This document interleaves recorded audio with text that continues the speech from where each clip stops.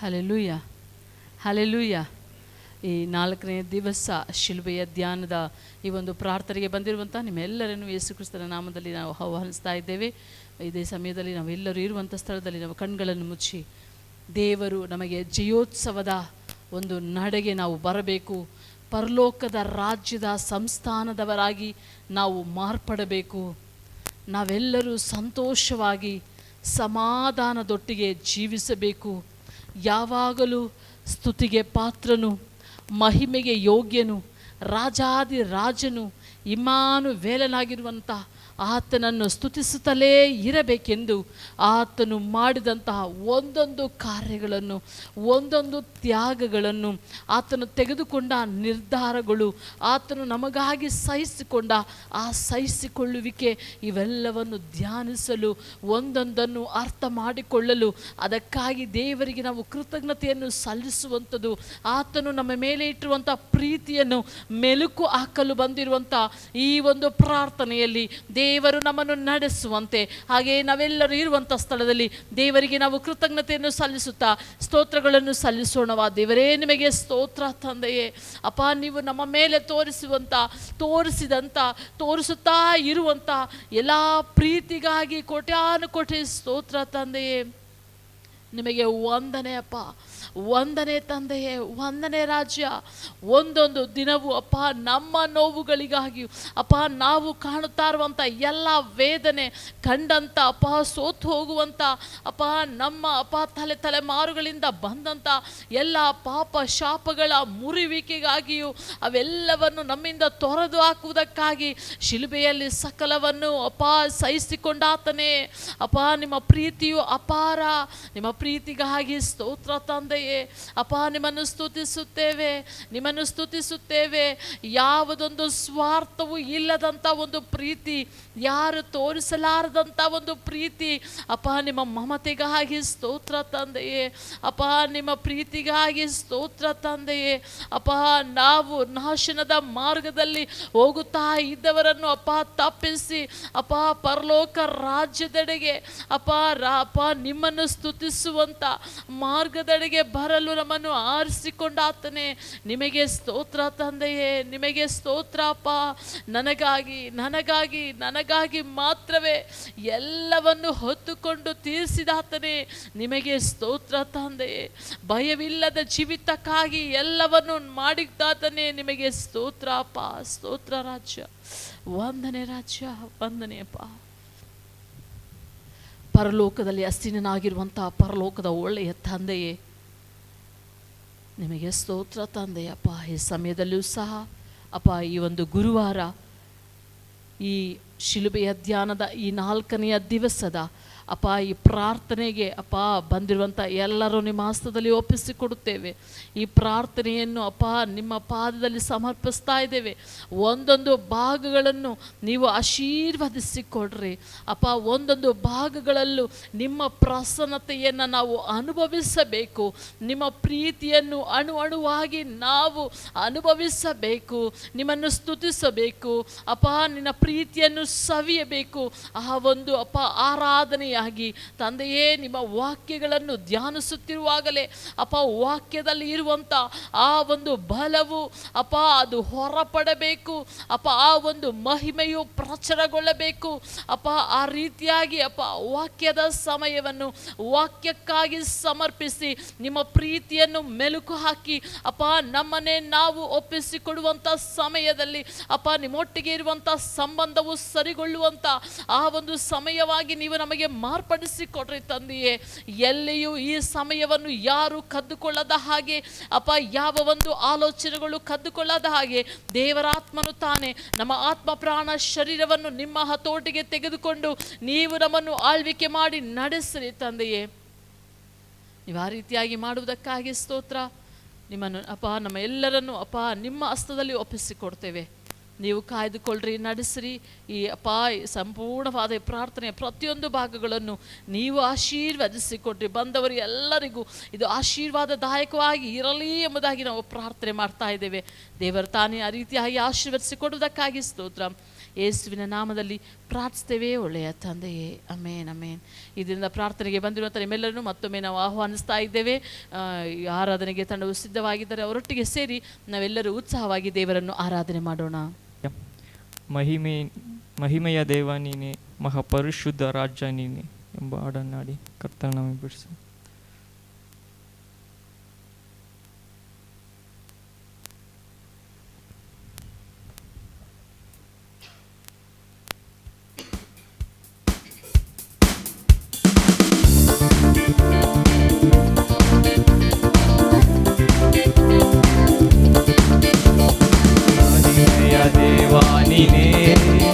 ಮಹಾಪರಿಶುದ್ಧ ರಾಜ ನೀನೇ, ಮಹಿಮೆಯ ದೇವ ನೀನೇ, ಮಹಾಪರಿಶುದ್ಧ ರಾಜ ನೀನೇ, ಸಿಂಹಾಸನ ಆಸೀನನೇ, ಸೈನ್ಯಗಳ ಕರ್ತನೇ, ಸಿಂಹಾಸನ ಆಸೀನನೇ, ಸೈನ್ಯಗಳ ಕರ್ತನೇ, ಮಹಿಮೆ ನಿಮಗೆ, ಮಹತ್ವ ನಿಮಗೆ, ಸ್ತುತಿ ಆರಾಧನೆ ನಿಮಗೆ, ಮಹಿಮೆ ನಿಮಗೆ, ಮಹತ್ವ ನಿಮಗೆ, ಸ್ತುತಿ ಆರಾಧನೆ ನಿಮಗೆ.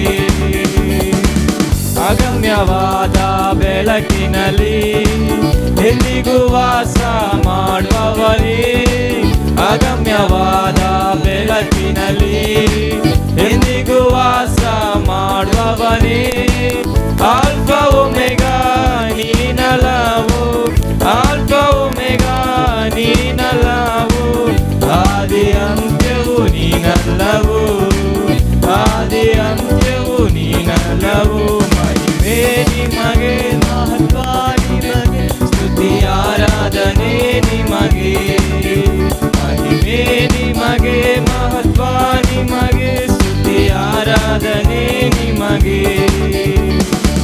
ಸಾವಿರ ನಾಮ ಉಳ್ಳವರೇ, 10,000ದಲ್ಲಿ ಧ್ವಜ ಪ್ರಿಯನೇ, ಸಾವಿರ ನಾಮ ಉಳ್ಳವನೇ, 10,000ದಲ್ಲಿ ಧ್ವಜ ಪ್ರಿಯನೇ, ಸುಂದರ ರೂಪನೇ ತಗ್ಗಿದ ತಾವರೆ, ಸುಂದರ ರೂಪನೇ ತಗ್ಗಿದ ತಾವರೆ, ಹಿರಿಯನೇ ನನ್ನ ಪ್ರಿಯನೇ, ಹಿರಿಯನೇ ನನ್ನ ಪ್ರಿಯನೇ, ಮಹಿಮೆ ನಿಮಗೆ, ಮಹತ್ವ ನಿಮಗೆ, ಸ್ತುತಿ ಆರಾಧನೆ ನಿಮಗೆ, ಮಹಿಮೆ ನಿಮಗೆ, ಮಹತ್ವ ನಿಮಗೆ, ಸ್ತುತಿ ಆರಾಧನೆ ನಿಮಗೆ.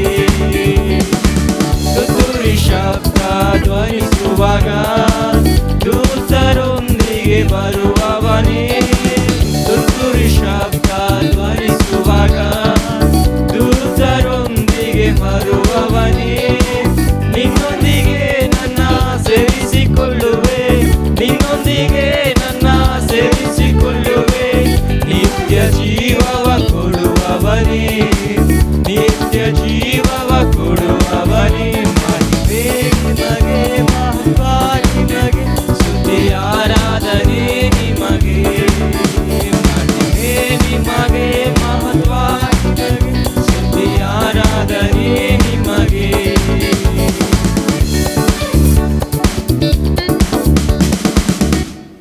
ಆಮೇನ್, ಹಲ್ಲೆಲೂಯಾ. ಆತನಿಗೆ ಮಹಿಮೆ, ಆತನಿಗೆ ಘನತೆಯು. ಆಮೇನ್.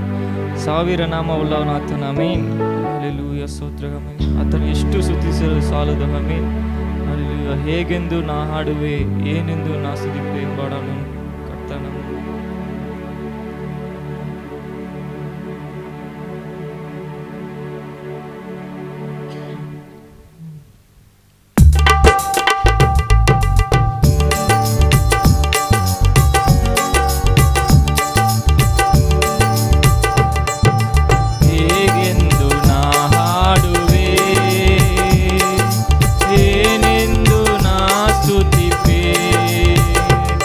ಹೇಗೆಂದು ನಾ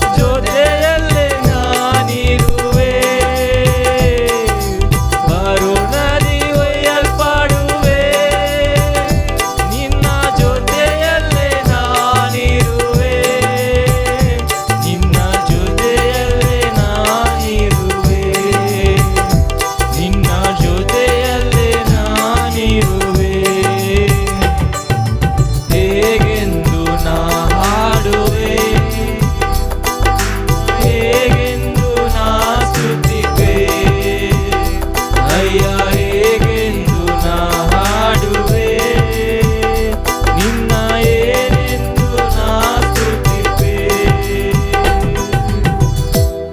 ಹೇಗೆಂದು ನಾ ಹಾಡುವೆ, ನಿನ್ನ ಏನೆಂದು ನಾ ಸ್ತುತಿಪೆ. ರಕ್ತದಿಂದ ರಕ್ಷಿಸಿರುವೆ, ಕರುಣೆಯ ಸಂಪನ್ನನೇ. ರಕ್ತದಿಂದ ರಕ್ಷಿಸಿರುವೆ, ಕರುಣೆಯ ಸಂಪನ್ನನೇ. ಅಯ್ಯ ಕರುಣೆಯ ಸಂಪನ್ನನೇ, ಅಯ್ಯ ಕರುಣೆಯ ಸಂಪನ್ನನೇ. ನಿನ್ನ ಹೇಗೆಂದು ನಾ ಹಾಡುವೆ, ಏನೆಂದು ನಾ ಸ್ತುತಿಪೆ. ಅಯ್ಯ ಹೇಗೆಂದು ನಾ ಹಾಡುವೆ, ನಿನ್ನ ಏನೆಂದು ನಾ ಸ್ತುತಿಪೆ. ಬರು ನದಿ ಒಯ್ಯಲ್ಪಡುವೆ, ಜೊತೆಯಲ್ಲೇ ನಾನಿರುವೆ.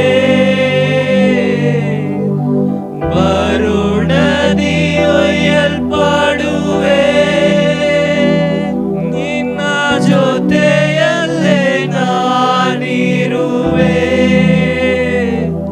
ನಿನ್ನ ಜೊತೆಯಲ್ಲೇ ನಾನಿರುವೆ, ನಿನ್ನ ಜೊತೆಯಲ್ಲೇ ನಾನಿರುವೆ. ಹೇಗೆಂದು ನಾ ಹಾಡುವೆ, ಅಯ್ಯ ಏನೆಂದು ನಾ ಸ್ತುತಿಪೆ. ಹೇಗೆಂದು ನಾ ಹಾಡುವೆ, ನಿನ್ನ ಏನೆಂದು ನಾ ಸ್ತುತಿಪೆ. ಸ್ತೋತ್ರ ಸ್ವಾಮಿ, ನಿನ್ನ ಹೇಗೆಂದು ನಾಡುವೆ ಸ್ವಾಮಿ. ಹಲ್ಲೆಲೂಯಾ ಕರ್ತನೇ, ಸ್ತೋತ್ರ ಸ್ವಾಮಿ.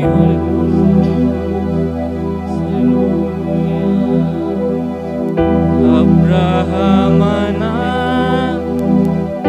ದೇವರೇ ನಿಮಗೆ ನಾ ಮಾಡುವೆ ಆರಾಧನೆ.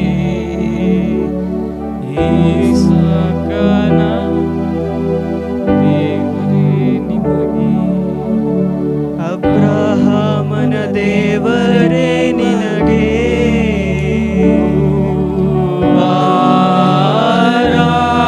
ಆರಾಧನೆ. ಇಸಾಕನ ದೇವರೇ ನಿನಗೆ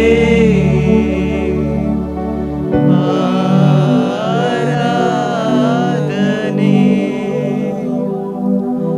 ಅಬ್ರಹಾಮನ ದೇವರೇ ನಿನಗೆ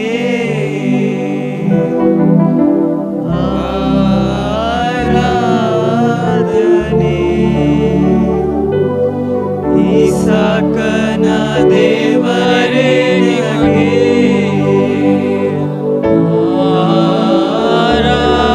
ಆರಾಧನೆ. ಯಾಕೋಬಿನ ದೇವರೇ ನಿನಗೆ, ಯಾಕೋಬಿನ ದೇವರೇ ನಿನಗೆ ಆರಾಧನೆ.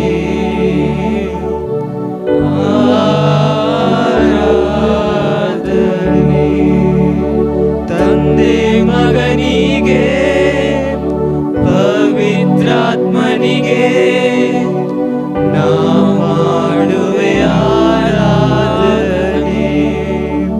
ತಂದೆ ಮಗನಿಗೆ ಪವಿತ್ರಾತ್ಮನಿಗೆ ನಾ ಮಾಡುವೆ ಆರಾಧನೆ.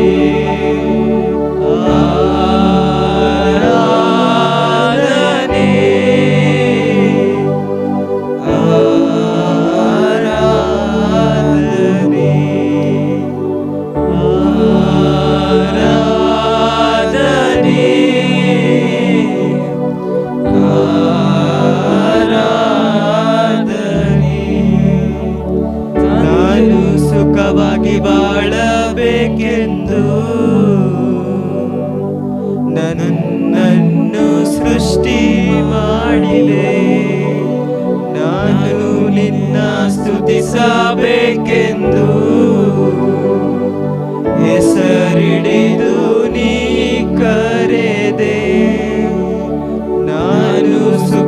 ನಿನಗಾಗಿ ಬಾಳಬೇಕೆಂದು ನನ್ನನ್ನು ಸೃಷ್ಟಿ ಮಾಡಿದೆ. ನಾನು ನಿನ್ನ ಸ್ತುತಿಸಬೇಕೆಂದು ಹೆಸರಿಡಿದು ನೀ ಕರೆದೆ. ಕೃಪಾಪೂರ್ಣನೇ, ಓ ಕೃಪಾಪೂರ್ಣನೇ, ಕೃಪಾಪೂರ್ಣನೇ, ಓ ಕೃಪಾಪೂರ್ಣನೇ, ಉಸಿರಿರುವ ದಿನವೆಲ್ಲ ನಾ ಮಾಡುವೆ ಆರಾಧನೆ.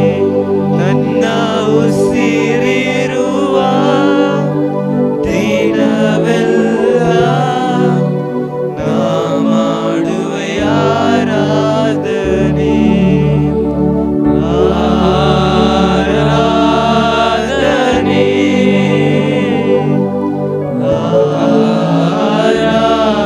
ಆರಾಧನೆ, ಆರಾಧನೆ,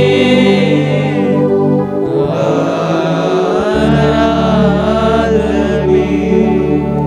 ಹೃದಯದ ತುಂಬ ನಿನ್ನ ಜ್ಞಾಪಕ, ಅದನ್ನು ಬಿಟ್ಟರೆ ಬೇರೆ ನಿಲ್ಲಪ್ಪ. ಲೋಕವೆಲ್ಲ ಹುಡುಕಿ ನಾ ಬಂದೆ, ಎಲ್ಲೂ ಸಿಗಲಿಲ್ಲ ನಿನ್ನಂತ ತಂದೆ. ಹೃದಯದ ತುಂಬ ನಿನ್ನ ಜ್ಞಾಪಕ, ಅದನ್ನು ಬಿಟ್ಟರೆ ಬೇರೆ ನಿಲ್ಲಪ್ಪ. ಲೋಕವೆಲ್ಲ ಹುಡುಕಿ ನಾ ಬಂದೆ, ಎಲ್ಲೂ ಸಿಗಲಿಲ್ಲ ನಿನ್ನಂತ ತಂದೆ. ಕರುಣಾಮಯನೇ, ಓ ಕರುಣಾಮಯನೇ, ಕರುಣಾಮಯನೇ, ಓ ಕರುಣಾಮಯನೇ, ಬದುಕಿರುವ ದಿನವೆಲ್ಲ ನಾ ಮಾಡುವೆ ಆರಾಧನೆ. ನಾನು ಬದುಕಿರುವ ದಿನವೆಲ್ಲ ನಾ ಮಾಡುವೆ ಆರಾಧನೆ. ಆರಾಧನೆ,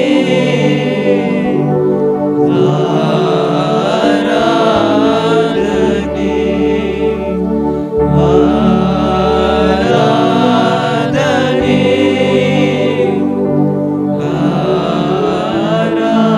ಆರಾಧನೆ.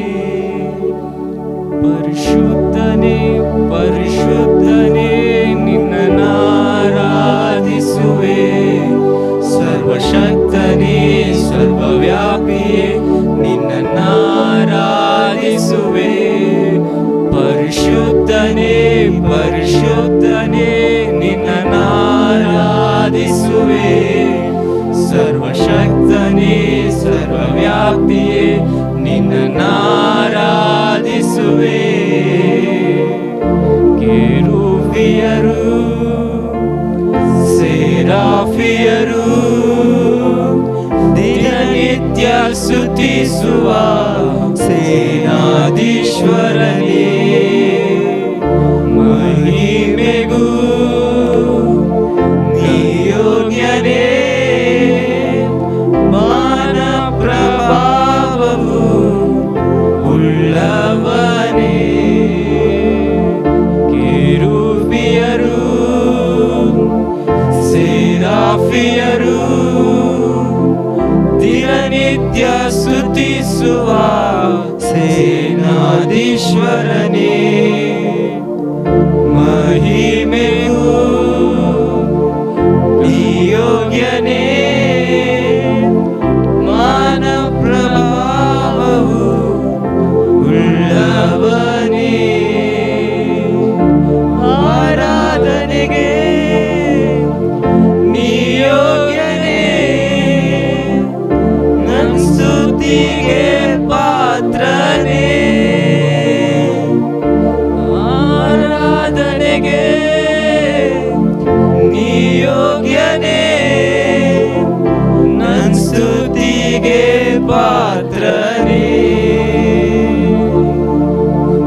ಪರಿಶುದ್ಧನೇ ಪರಿಶುದ್ಧನೇ ನಿನ್ನನ್ನಾರಾಧಿಸುವೆ. ಸರ್ವಶಕ್ತನೇ ಸರ್ವವ್ಯಾಪಿಯೇ ನಿನ್ನನ್ನಾರಾಧಿಸುವೆ. ಪರಿಶುದ್ಧನೇ ಪರಿಶುದ್ಧನೇ ನಿನ್ನನ್ನಾರಾಧಿಸುವೆ. ಸರ್ವಶಕ್ತನೇ ಸರ್ವವ್ಯಾಪಿಯೇ ನಿನ್ನನ್ನಾರಾಧಿಸುವೆ.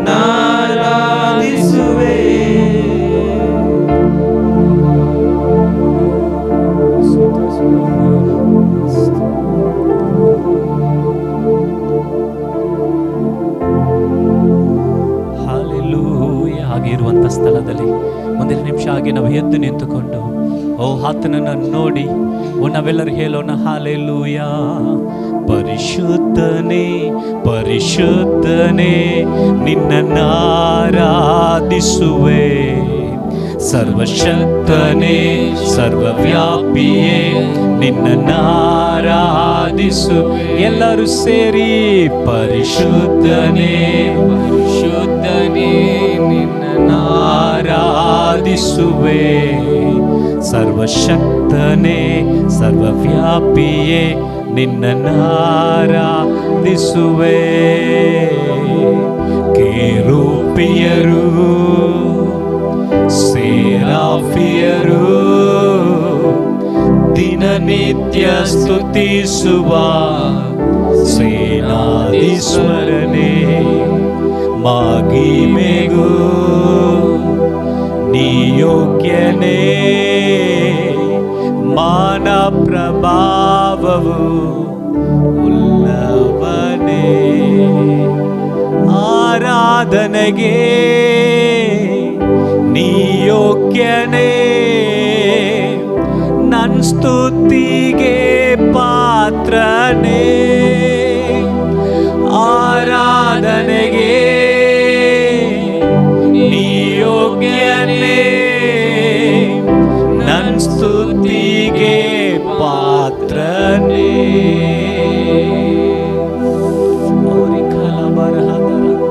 ಪರಲೋಕದಲ್ಲಿ ಯಜ್ಞದ ಕುರಿ ಮರಿಯಾದಂತ ಆ ದೇವರ ಮುಂದೆ ಆತನಿಗೆ ಎಲ್ಲ ಘನತೆಯನ್ನ ಮಹಿಮೆಯನ್ನ ಸ್ತೋತ್ರಗಳನ್ನ ಸಲ್ಲಿಸಿ ಆತನನ್ನೇ ಹೋಗಲುತ್ತಾ ಹಾಡಿದರು.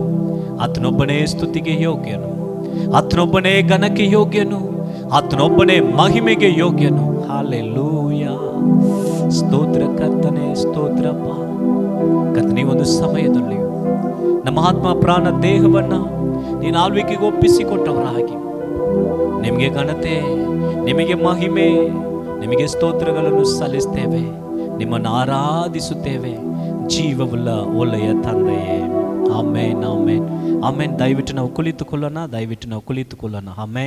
ದಿನಮಾನಗಳಲ್ಲಿ ದ ಪ್ಯಾಷನ್ ವೀಕ್ ಎಂಬುದಾಗಿ ನಾವು ಯೇಸು ಕ್ರಿಸ್ತನ ಆ ಶಿಲುಬೆಯಲ್ಲಿ ಆತನು ಹೊಂದಿದಂಥ ಒಂದು ಕಷ್ಟಗಳನ್ನು, ಆತನು ನಮಗೋಸ್ಕರ ಮಾಡಿ ಮುಗಿಸಿದ ಕಾರ್ಯಗಳನ್ನು ನಾವು ಏನು ಮಾಡುತ್ತಾ ಬರುತ್ತಿದ್ದೇವೆ ಅಂದರೆ ಧ್ಯಾನಿಸ್ತಾ ಬರ್ತಾ ಇದ್ದೇವೆ. ಆಮೇನ್. ಹಾಲೆಲೂಯ. ಇವತ್ತು ಒಂದು ವೇಳೆ ನಮ್ಮ ಒಂದು ಪಾಪಕ್ಕೆ ಅಥವಾ ನಮ್ಮ ಒಂದು ಶಾಪಕ್ಕೆ ಅಥವಾ ನಮ್ಮ ಒಂದು ದ್ರೋಹಗಳಿಗೆ ಒಂದು ವೇಳೆ ದೇವರು ಸಾಯದೆ ಹೋಗಿರುವುದಾದರೆ ಇವತ್ತು ನಾವು ನಿಂತಿರಲು ಸಾಧ್ಯನೇ ಇಲ್ಲ. ಆಮೇನ್. ಪಾಪದಲ್ಲಿ ಎಂತೋ ನಾಶವಾಗಿ ಬಿಡ್ತಾ ಇದ್ದೆವು. ಆದರೆ ಆತನ ಒಂದು ಪ್ರೀತಿ, ಆತನ ಒಂದು ಕನಿಕರ, ಈ ಒಂದು 3 ದಿನಗಳು ಕೂಡ ನಾವು ಆ ಒಂದು ಕಾರ್ಯಗಳ ಬಗ್ಗೆನೇ ನಾವು ಧ್ಯಾನ ಮಾಡುತ್ತಾ ಆತನ ಶಿಲುಬೆಯಲ್ಲಿ ಹೇಗೆಲ್ಲ ನಮಗೋಸ್ಕರ ಕಷ್ಟಪಟ್ಟನು, ಆ ಒಂದು ಶಿಲುಬೆ ಮೂಲಕ ಹೇಗೆಲ್ಲ ನಮಗೆ ಆಶೀರ್ವಾದಗಳು ಉಂಟಾಯಿತು. ನಿನ್ನೆ ದಿನದಲ್ಲಿ ಆತನ ರಕ್ತವು ಏನೆಲ್ಲ ನಮ್ಮ ಜೀವನದಲ್ಲಿ ಮಾಡುತ್ತದೆ ಅನ್ನುವಂಥ ಕಾರ್ಯಗಳನ್ನು ನಾವು ಮಾಡಿದ್ದೀವಿ. ಹಾಗೆ ಆತನು ಬಂದಾಗ, ಈಗ ನಾಳೆ ಬಂದು 5ನೇ ದಿನವಾಗ್ತದೆ. ಈ ಒಂದು 4ನೇ ದಿನದಲ್ಲಿ ಆತನು ಆ ಜಯದ ಪ್ರವೇಶ ಆದಮೇಲೆ ಒಂದು 4ನೇ ದಿನದಲ್ಲಿ ಬಹಳ ಮುಖ್ಯವಾದಂಥ ಒಂದು ದಿನವಾಗಿ ಯೇಸು ಸ್ವಾಮಿಗೆ ಇತ್ತು. ಇದು ಪರಿಶುದ್ಧ ಒಂದು ಗುರುವಾರ. ಯೇಸು ಸ್ವಾಮಿ ಆ ಒಂದು ಕರ್ತನ ಆ ಒಂದು ಬಸ್ಕ ಹಬ್ಬವನ್ನು ಆಚರಿಸಿದಂಥ ಈ ಒಂದು ದಿನ. ಅದರಿಂದ ಈ ಒಂದು ಸಮಯದಲ್ಲಿ ಇದುವರೆಗೂ ಆಚರಿಸ್ತಾ ಇದ್ದಂಥ ಬಸ್ಕವನ್ನು ದೇವರು ಒಂದು ಅರ್ಥಗರ್ಭಿತವಾಗಿ ಅದನ್ನು ಬದಲಾಯಿಸಿದರು. ನಾವು ಹಳೆ ಒಡಂಬಡಿಕೆ ಹೊಸ ಒಡಂಬಡಿಕೆ ಎಂಬುದಾಗಿ ನಾವು ಸತ್ಯವೇದದಲ್ಲಿ 2 ಭಾಗವಾಗಿ ಮೇಜರ್ ಡಿವಿಷನ್, ದೊಡ್ಡ ವಿಭಾಗವಾಗಿ ನೋಡ್ತೇವೆ. ಹಳೆ ಒಡಂಬಡಿಕೆ, ಹೊಸ ಒಡಂಬಡಿಕೆ. ಹಳೆ ಒಡಂಬಡಿಕೆಯಲ್ಲಿ ಇದ್ದಂಥ ಪ್ರತಿಯೊಂದು ಘಟನೆಗಳೆಲ್ಲ ಹೊಸ ಒಡಂಬಡಿಕೆಯಲ್ಲಿ ನಡೆಯಲಿರುವಂಥ ನಿಜಕ್ಕೆ ನೆರಳಾಗಿದ್ದಂಥ ಕಾರ್ಯಗಳೇ ಹಳೆ ಒಡಂಬಡಿಕೆ. ಹಾಗಂದರೆ ಹಳೆ ಒಡಂಬಡಿಕೆ ನಡೆದ ಪ್ರತಿಯೊಂದು ಕಾರ್ಯಗಳೆಲ್ಲ ಈಗ ಹೊಸ ಒಡಂಬಡಿಕೆಯಲ್ಲಿ ನಡೆಯಲಿರುವಂಥ ಆ ನಿಜವಾದ ಕಾರ್ಯಕ್ಕೆ ನೆರಳಾಗಿತ್ತು. ಆದರೆ ನಾವು ಅದನ್ನು ನಿಜ ಅನ್ಕೊಂತೀವಿ. ಅದು ನಿಜ ಅಲ್ಲ, ಅದು ನೆರಳು. ಅದೆಲ್ಲ ಯೇಸು ಸ್ವಾಮಿಯ ಜೀವನದಲ್ಲಿ ನೆರವೇರಿದೆ ನಿಜ. ಇಸ್ರಾಯೇಲ್ ಜನರು ಹಬ್ಬವನ್ನು ಆಚರಿಸಿದ್ದು ಅದೆಲ್ಲ ಕ್ರಿಸ್ತನ ಮೂಲಕವಾಗಿ ನೆರವೇರಲಿರುವಂಥ ಆ ಕಾರ್ಯಗಳೇ ಅವ್ರು ಏನು ಮಾಡಿದರು, ಮುಂಭಾಗದಲ್ಲಿ ಮುಂದೆನೇ ಅವ್ರನ್ನ ಆಚರಿಸಿದ್ದರು. ಆಮೇಲೆ ಅದೇ ರೀತಿಯಲ್ಲಿ 7 ಹಬ್ಬಗಳನ್ನು ಅವರು ಆಚರಿಸಿದ್ದು ಏನಂದರೆ ಕ್ರಿಸ್ತನ ಆ ಒಂದು ಜೀವನ, ಆತನು ಮನುಷ್ಯರಿಗಾಗಿ, ಮನುಕುಲಕ್ಕಾಗಿ ಆತನು ಮಾಡಲಿರುವಂಥ ತ್ಯಾಗ ಮತ್ತು ಕೊಡಲಿರುವಂಥ ರಕ್ಷಣೆ ಬಗ್ಗೆ ಅದು ನೆರಳಾಗಿ ಬರೆಯಲ್ಪಟ್ಟಿದ್ದು ಕ್ರಿಸ್ತನ ಜೀವನದಲ್ಲಿ ನಿಜವಾಗಿ ಅದು ನೆರವೇರಿತು. ಆಮೇಲೆ ಆತನ ಬಗ್ಗೆ ಶಿಲುಬೆ ಕುರಿತಾಗಿ ಹೇಳಿದ ಪ್ರತಿಯೊಂದು ವಾಗ್ದಾನಗಳು, ಪ್ರತಿಯೊಂದು ಪ್ರವಾದನೆ ನುಡಿಗಳು ಶಿಲುಬೆನಲ್ಲಿ ಹಾಗೆ ಅದು ನೆರವೇರಿತು. ಆಮೇಲೆ ಯೇಸು ಸ್ವಾಮಿ ಪ್ರತಿ ಸಮಯಗಳು ಆತನು ಹೋಗುವಾಗ, ಆತನು ಅದ್ಭುತಗಳನ್ನು ಮಾಡುವ ಎಲ್ಲ ಸಮಯಗಳಲ್ಲಿ ಹೋಗುವಾಗ ಬರುವಾಗೆಲ್ಲ ಆತನು ಅದನ್ನೇ ಹೇಳುತ್ತಾ ಇದ್ದನು, ನನ್ನ ಕುರಿತಾಗಿ ಹೇಳಲ್ಪಟ್ಟಂಥ ವಾಕ್ಯವು ನೆರವೇರುವುದಕ್ಕಾಗಿ ಇದು ನಾನು ಮಾಡಬೇಕಾಗಿದೆ. ಆತನ ಕುರಿತಾಗಿ ನುಡಿದಂಥ ಪ್ರತಿಯೊಂದು ಮಾತುಗಳು ನೆರವೇರುವ ಹಾಗೆ ಆತನ ಜೀವನವು ಕಾಣಲ್ಪಡ್ತಾ ಇತ್ತು. ಇವತ್ತು ಪ್ರಾಮುಖ್ಯವಾದಂಥ ಒಂದು ಕಾರ್ಯವನ್ನು ನಾವು ಧ್ಯಾನಿಸಿ ಮುಖ್ಯವಾಗಿ ನಾವು ಈ ಒಂದು ಪ್ರಾರ್ಥನೆ ಅಂತ್ಯದಲ್ಲಿ ನಾವು ಕಮ್ಯುನಿಯನನ್ನು ತೆಗೆದುಕೊಳ್ಳಲಿದ್ದೇವೆ. ಈ ಒಂದು ಕರ್ತನ ಮೇಜು ಎಂಬುದಾಗಿ ನಾವು ಹೇಳುತ್ತೇವೆ. ಕರ್ತನ ಒಂದು ಮೇಜು. ಈ ಒಂದು ಕರ್ತನ ಮೇಜು ನಮಗೆ ಯಾವುದನ್ನು ತೋರಿಸಿಕೊಡುತ್ತದೆ, ಯಾತಕ್ಕೋಸ್ಕರ ಅದನ್ನು ನಾವು ತೆಗೆದುಕೊಳ್ಳಬೇಕು, ಅದನ್ನು ತೆಗೆದುಕೊಳ್ಳುವಾಗ ನಮ್ಮ ಜೀವನದಲ್ಲಿ ಯಾವ ಒಂದು ಕಾರ್ಯಗಳು ಆಗ್ತದೆ ಅನ್ನುವಂಥ ಕೆಲವು ಕಾರ್ಯಗಳನ್ನು ವಾಕ್ಯದ ಮೂಲಕ ನಾವು ಪ್ರಾರ್ಥನೆಯೊಟ್ಟಿಗೆ ನಾವು ಧ್ಯಾನ ಮಾಡಿ ತೆಗೆದುಕೊಳ್ಳಲಿದ್ವಿ. ನಮ್ಮ ಸತ್ಯವೇದನ ಮತ್ತಾಯ ಬರೆದಂಥ ಸ್ವಾರ್ತೆ 26ನೇ ಅಧ್ಯಾಯ 26ನೇ ವಾಕ್ಯದಿಂದ 28ನೇ ವಾಕ್ಯದವರೆಗೂ ನಾವು ತೆಗೆದುಕೊಂಡು ಹೋದೋಣ. ಮತ್ತಾಯ 26, 26ನೇ ವಾಕ್ಯದಿಂದ 28ನೇ ವಾಕ್ಯದವರೆಗೂ. ಅವರು ಊಟ ಮಾಡುತ್ತಿರುವಾಗ ಯೇಸು ರೊಟ್ಟಿಯನ್ನು ತೆಗೆದುಕೊಂಡು ದೇವರ ಸ್ತೋತ್ರವನ್ನು ಮಾಡಿ ಮುರಿದು ಶಿಷ್ಯರಿಗೆ ಕೊಟ್ಟು ತಕ್ಕೊಳ್ಳಿರಿ ತಿನ್ನಿರಿ, ಇದು ನನ್ನ ದೇಹ ಅಂದನು. ಆಮೇಲೆ ಪಾತ್ರೆಯನ್ನು ತೆಗೆದುಕೊಂಡು ಸ್ತೋತ್ರ ಮಾಡಿ ಅವರಿಗೆ ಕೊಟ್ಟು ಇದರಲ್ಲಿರುವುದನ್ನು ಎಲ್ಲರೂ ಕುಡಿಯಿರಿ, ಇದು ನನ್ನ ರಕ್ತ, ಇದು ಒಡಂಬಡಿಕೆಯ ರಕ್ತ, ಇದು ಪಾಪಗಳ ಕ್ಷಮೆಗಾಗಿ ಬಹು ಜನರಿಗೋಸ್ಕರ ಸುರಿಸಲ್ಪಡುವ ಒಂದು ರಕ್ತ. ಆಮೇನ್. ಇಲ್ಲಿ ಪ್ರಮುಖವಾದಂತ ಒಂದು ಕಾರ್ಯವನ್ನ ಯೇಸು ಸ್ವಾಮಿ ಬಸ್ಕದ ಆ ಒಂದು ರಾತ್ರಿಯ ಆ ಒಂದು ಭೋಜನದ ಸಮಯದಲ್ಲಿ ಆತನು ಏನು ಮಾಡುತ್ತಿದ್ದಾನೆ, ಇದ್ದ ಹಾಗೆ ಆತನು ಇದುವರೆಗೂ ಮಾಡಿದಾಗೆ ಮಾಡಿಲ್ಲ. ನಾವು ಇದನ್ನು ಈವನ್ ಮಾರ್ಕನ ಬರೆದ ಸ್ವಾರ್ತೆ 14ನೇ ಅಧ್ಯಾಯ 22ನೇ ವಾಕ್ಯದಿಂದ 25ನೇ ವಾಕ್ಯದಲ್ಲಿ ಇದನ್ನು ನಾವು ನೋಡಬಹುದು. ಲೂಕನ ಬರೆದ ಸ್ವಾರ್ತೆ 22ನೇ ಅಧ್ಯಾಯ 14ನೇ ವಾಕ್ಯದಿಂದ 20ನೇ ವಾಕ್ಯದವರೆಗೂ ಕೂಡ ಯೇಸು ಸ್ವಾಮಿ ಮಾಡಿದ ಈ ಒಂದು ಘಟನೆಗಳು ಬರೆದಿರುವುದನ್ನು ನಾವು ಏನು ನೋಡುತ್ತೇವೆ. ಈ ಒಂದು ರಾತ್ರಿಯ ಆ ಒಂದು ಭೋಜನ, ಆತನು ರಾತ್ರಿಯ ಆ ಒಂದು ಭೋಜನವನ್ನು ಮಾಡುತ್ತಿರುವಾಗ ಇದು ಬಸ್ಕ ಹಬ್ಬದ ಒಂದು ರಾತ್ರಿಯ ದಿನವಾಗಿತ್ತು. ಆ ಬಸ್ಕ ಹಬ್ಬದ ಒಂದು ಆಚರಣೆಯ ದಿನವಾಗಿತ್ತು. ನಾವು ಭಾನುವಾರ ಧ್ಯಾನ ಮಾಡಿದಾಗ ಅನೇಕ ಲಕ್ಷಾಂತರ ಜನಗಳು ಯೆರೂಸಲೇಮಿಗೆ ನೇರಾಗಿ ಬಂದಿದ್ದರು ಎಂಬುದಾಗಿ ನೋಡಿದೆವು. ಯಾತಕ್ಕೋಸ್ಕರ ಅವರು ಬಂದಿದ್ದರು? ಯೆರೂಸಲೇಮಿನಲ್ಲಿ ಅವರು ಈ ಬಸ್ಕ ಹಬ್ಬವನ್ನು ಆಚರಿಸುವುದಕ್ಕೋಸ್ಕರ ಅವರು ಬರಬೇಕಾಗಿತ್ತು. ನಿಜವಾದಂಥ ಒಬ್ಬ ಯಹೂದಿಯನ್ನು ಆತನು ಏನು ಮಾಡುತ್ತಾನೆ, ಯೇಸು ಸ್ವಾಮಿ ದೇವರ ಮೂಲಕವಾಗಿ ಕೊಡಲ್ಪಟ್ಟ ಪ್ರತಿಯೊಂದು ಕಾರ್ಯಗಳನ್ನು ಆತನು ಹಿಂಬಾಲಿಸುತ್ತಾನೆ. ಹಾಗೆ ಪ್ರತಿಯೊಂದು ಗಂಡಸರುಗಳು, ಯಹೂದಿಯ ಗಂಡಸರುಗಳು ಪ್ರತಿಯೊಬ್ಬರು ಈ ಒಂದು ಬಸ್ಕ ಹಬ್ಬದ ಸಮಯದಲ್ಲಿ ಅವರು ಖಂಡಿತವಾಗ್ಲೂ ಯೆರೂಸಲೇಮ್ ದೇವಾಲಯಕ್ಕೆ ಬರ್ತಾರೆ. ಯಾಕಂದರೆ ಅಲ್ಲಿ ಬಂದೇ ಅವ್ರು ಏನು ಮಾಡಬೇಕು, ಬಸ್ಕ ಹಬ್ಬವನ್ನು ಅವರು ಆಚರಣೆ ಮಾಡಬೇಕು.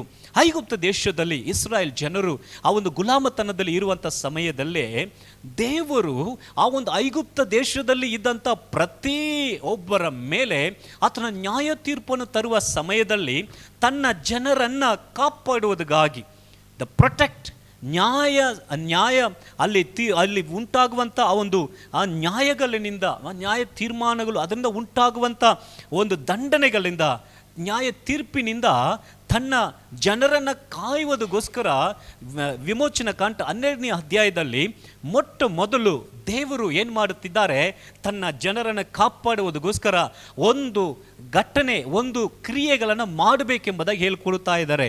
ಅದೇ ಹಿಂದೆ ಬರುವಂಥ ದಿನಗಳಲ್ಲಿ ಬಸ್ಕಾ ಎಂಬುದಾಗಿ ಆಚರಿಸಲ್ಪಡುತ್ತಾ ಇತ್ತು. ಬಸ್ಕಾ ನಿಜಾನ್ ತಿಂಗಳು 15ನೇ ತಾರೀಕು ಆಚರಣೆ ಮಾಡಬೇಕು. 10ನೇ ತಿಂಗಳಲ್ಲಿ ಆ ಒಂದು ಕುರಿಯನ್ನು ಆರಿಸಿಕೊಳ್ಳಬೇಕು. ಅದು ಒಂದು ವರ್ಷವಾಗಿರಬೇಕು. ಅದು ನಿಷ್ಕಲಂಕವಾಗಿ ಇರಬೇಕು. ಅದರಲ್ಲಿ ಯಾವುದೇ ರೀತಿಯಾದಂಥ ಕೊರತೆಗಳು ಇರಬಾರದು.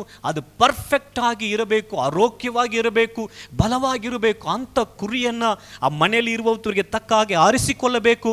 ಅದನ್ನು ಒಡೆದು ಅದನ್ನು ಯಜ್ಞ ಸಲ್ಲಿಸಿ ಆ ಒಂದು ರಕ್ತವನ್ನು ಮನೆಯ ಬಾಗಿಲುಗಳ ಅಥವಾ ನೆಲಪಟ್ಟಿನಲ್ಲಿ ಏನು ಹಾಕಬೇಕು, ಆ ರಕ್ತವನ್ನು ಹಾಕಬೇಕು. ಇವರು ಆ ಒಂದು ಮಾಂಸವನ್ನು ಅದನ್ನು ಸುಟ್ಟು ಅವರು ಹುಳಿ ಇಲ್ಲದೆ ಇರುವಂಥ ರೊಟ್ಟಿಯೊಟ್ಟಿಗೆ ಅವ್ರು ಏನು ಮಾಡಬೇಕು, ಅದನ್ನು ತಿನ್ನಬೇಕು. ಇದು ಆಚರಿಸುವಂಥದ್ದು ನೆರಳಾಗಿ ಯೇಸು ಸ್ವಾಮಿ ಆತನು ಶಿಲುಬೆ ಮೇಲೆ ಬಂದು ಆತನು ನಮಗೋಸ್ಕರ ಮಾಡಲಿರುವ ಕಾರ್ಯಗಳಿಗೆ ಮುಂಚಿತವಾಗಿಯೇ ಇದನ್ನು ಏನು ಮಾಡಿದರು ಅಂದರೆ ಮುಂಚೆನೇ ತೋರಿಸಿದರು. ಆಮೇಲೆ ನಾವು ಫಸ್ಟ್ ದಿನದಲ್ಲಿ ನೋಡಿದ್ವಿ, ಅಬ್ರಹಾಮನು ಈಸಾಕನ ಯಜ್ಞ ಸಲ್ಲಿಸಲು ಹೋದಾಗ ಈಸಾಕನು ಕೇಳ್ತಾನೆ, ಎಲ್ಲ ಸಿದ್ಧವಾಗಿದೆ, ಯಜ್ಞಕ್ಕೆ ಕುರಿ ಎಲ್ಲಿ ಎಂಬುದಾಗಿ ಕೇಳಿದಾಗ ಯೆಹೋವನು ನೋಡಿಕೊಳ್ಳುತ್ತಾನೆ. ಆಮೇನ್, ಯೆಹೋವನು ಆ ಒಂದು ಯಜ್ಞಕ್ಕಿರುವಂಥ ಕುರಿಯನ್ನು ನೋಡಿಕೊಳ್ಳುತ್ತಾನೆ. ಹಾಗೇ ನೋಡಿಕೊಳ್ಳಲಾಯಿತು. ಅದು ಯೇಸು ಸ್ವಾಮಿಯ ಬಗ್ಗೆ ಹೇಳಲ್ಪಟ್ಟಂಥ ಪ್ರವಾದನೆ ಮಾತುಗಳು ಆದಿಕಾಂಡ 22:8 ನೋಡುತ್ತೇವೆ. ಈವನ್ ಯೆಶಾಯ 58:7 ಓದುವಾಗ ಕೂಡ ಅಲ್ಲಿ ಹೇಳಲ್ಪಡುತ್ತಾ ಇದೆ, ಆತನು ನಮಗೋಸ್ಕರ ಬಾಯಿ ತೆರೆದಂಥ ಕುರಿಮರಿಯಾಗಿ ಆರಿಸಿಕೊಳ್ಳಲ್ಪಟ್ಟನು. ಆಮೇನ್. ನಂತರ ಒಂದು ಪದ್ಧತಿಗಳು ಹಾಗೆ ಮುಂದುವರಿದು ಬರುವ ಸಮಯದಲ್ಲಿ ಆ ಒಂದು ಪಾಪ ಮಾಡಿದ ಒಬ್ಬ ವ್ಯಕ್ತಿ ದೇವರ ಸಮ್ಮುಖಕ್ಕೆ ಒಂದು ಕುರಿಯನ್ನು ತೆಗೆದುಕೊಂಡು ಬರುತ್ತಾನೆ. ಆ ಕುರಿಯನ್ನು ತೆಗೆದುಕೊಂಡು ಬಂದು ಆ ಪಾಪದ ವ್ಯಕ್ತಿ ಆ ಒಂದು ಪರಿಶುದ್ಧವಾದಂಥ ಕುರಿ, ಆ ಕುರಿನಲ್ಲಿ ಯಾವ ಪಾಪ ಇರುವುದಿಲ್ಲ. ಯಾಕಂದರೆ ಆ ಒಂದು ಕುರಿ ಬಂದು ಪಾಪ ಮಾಡುವುದಿಲ್ಲ, ಅದು ಪಾಪವಾಗಿ ಇರುವುದಿಲ್ಲ, ಅದು ಪರಿಶುದ್ಧವಾಗಿಯೇ ಇರುತ್ತದೆ. ಯಾಕಂದರೆ ಅದು ನಿಷ್ಕಲಂಕವಾದದ್ದು.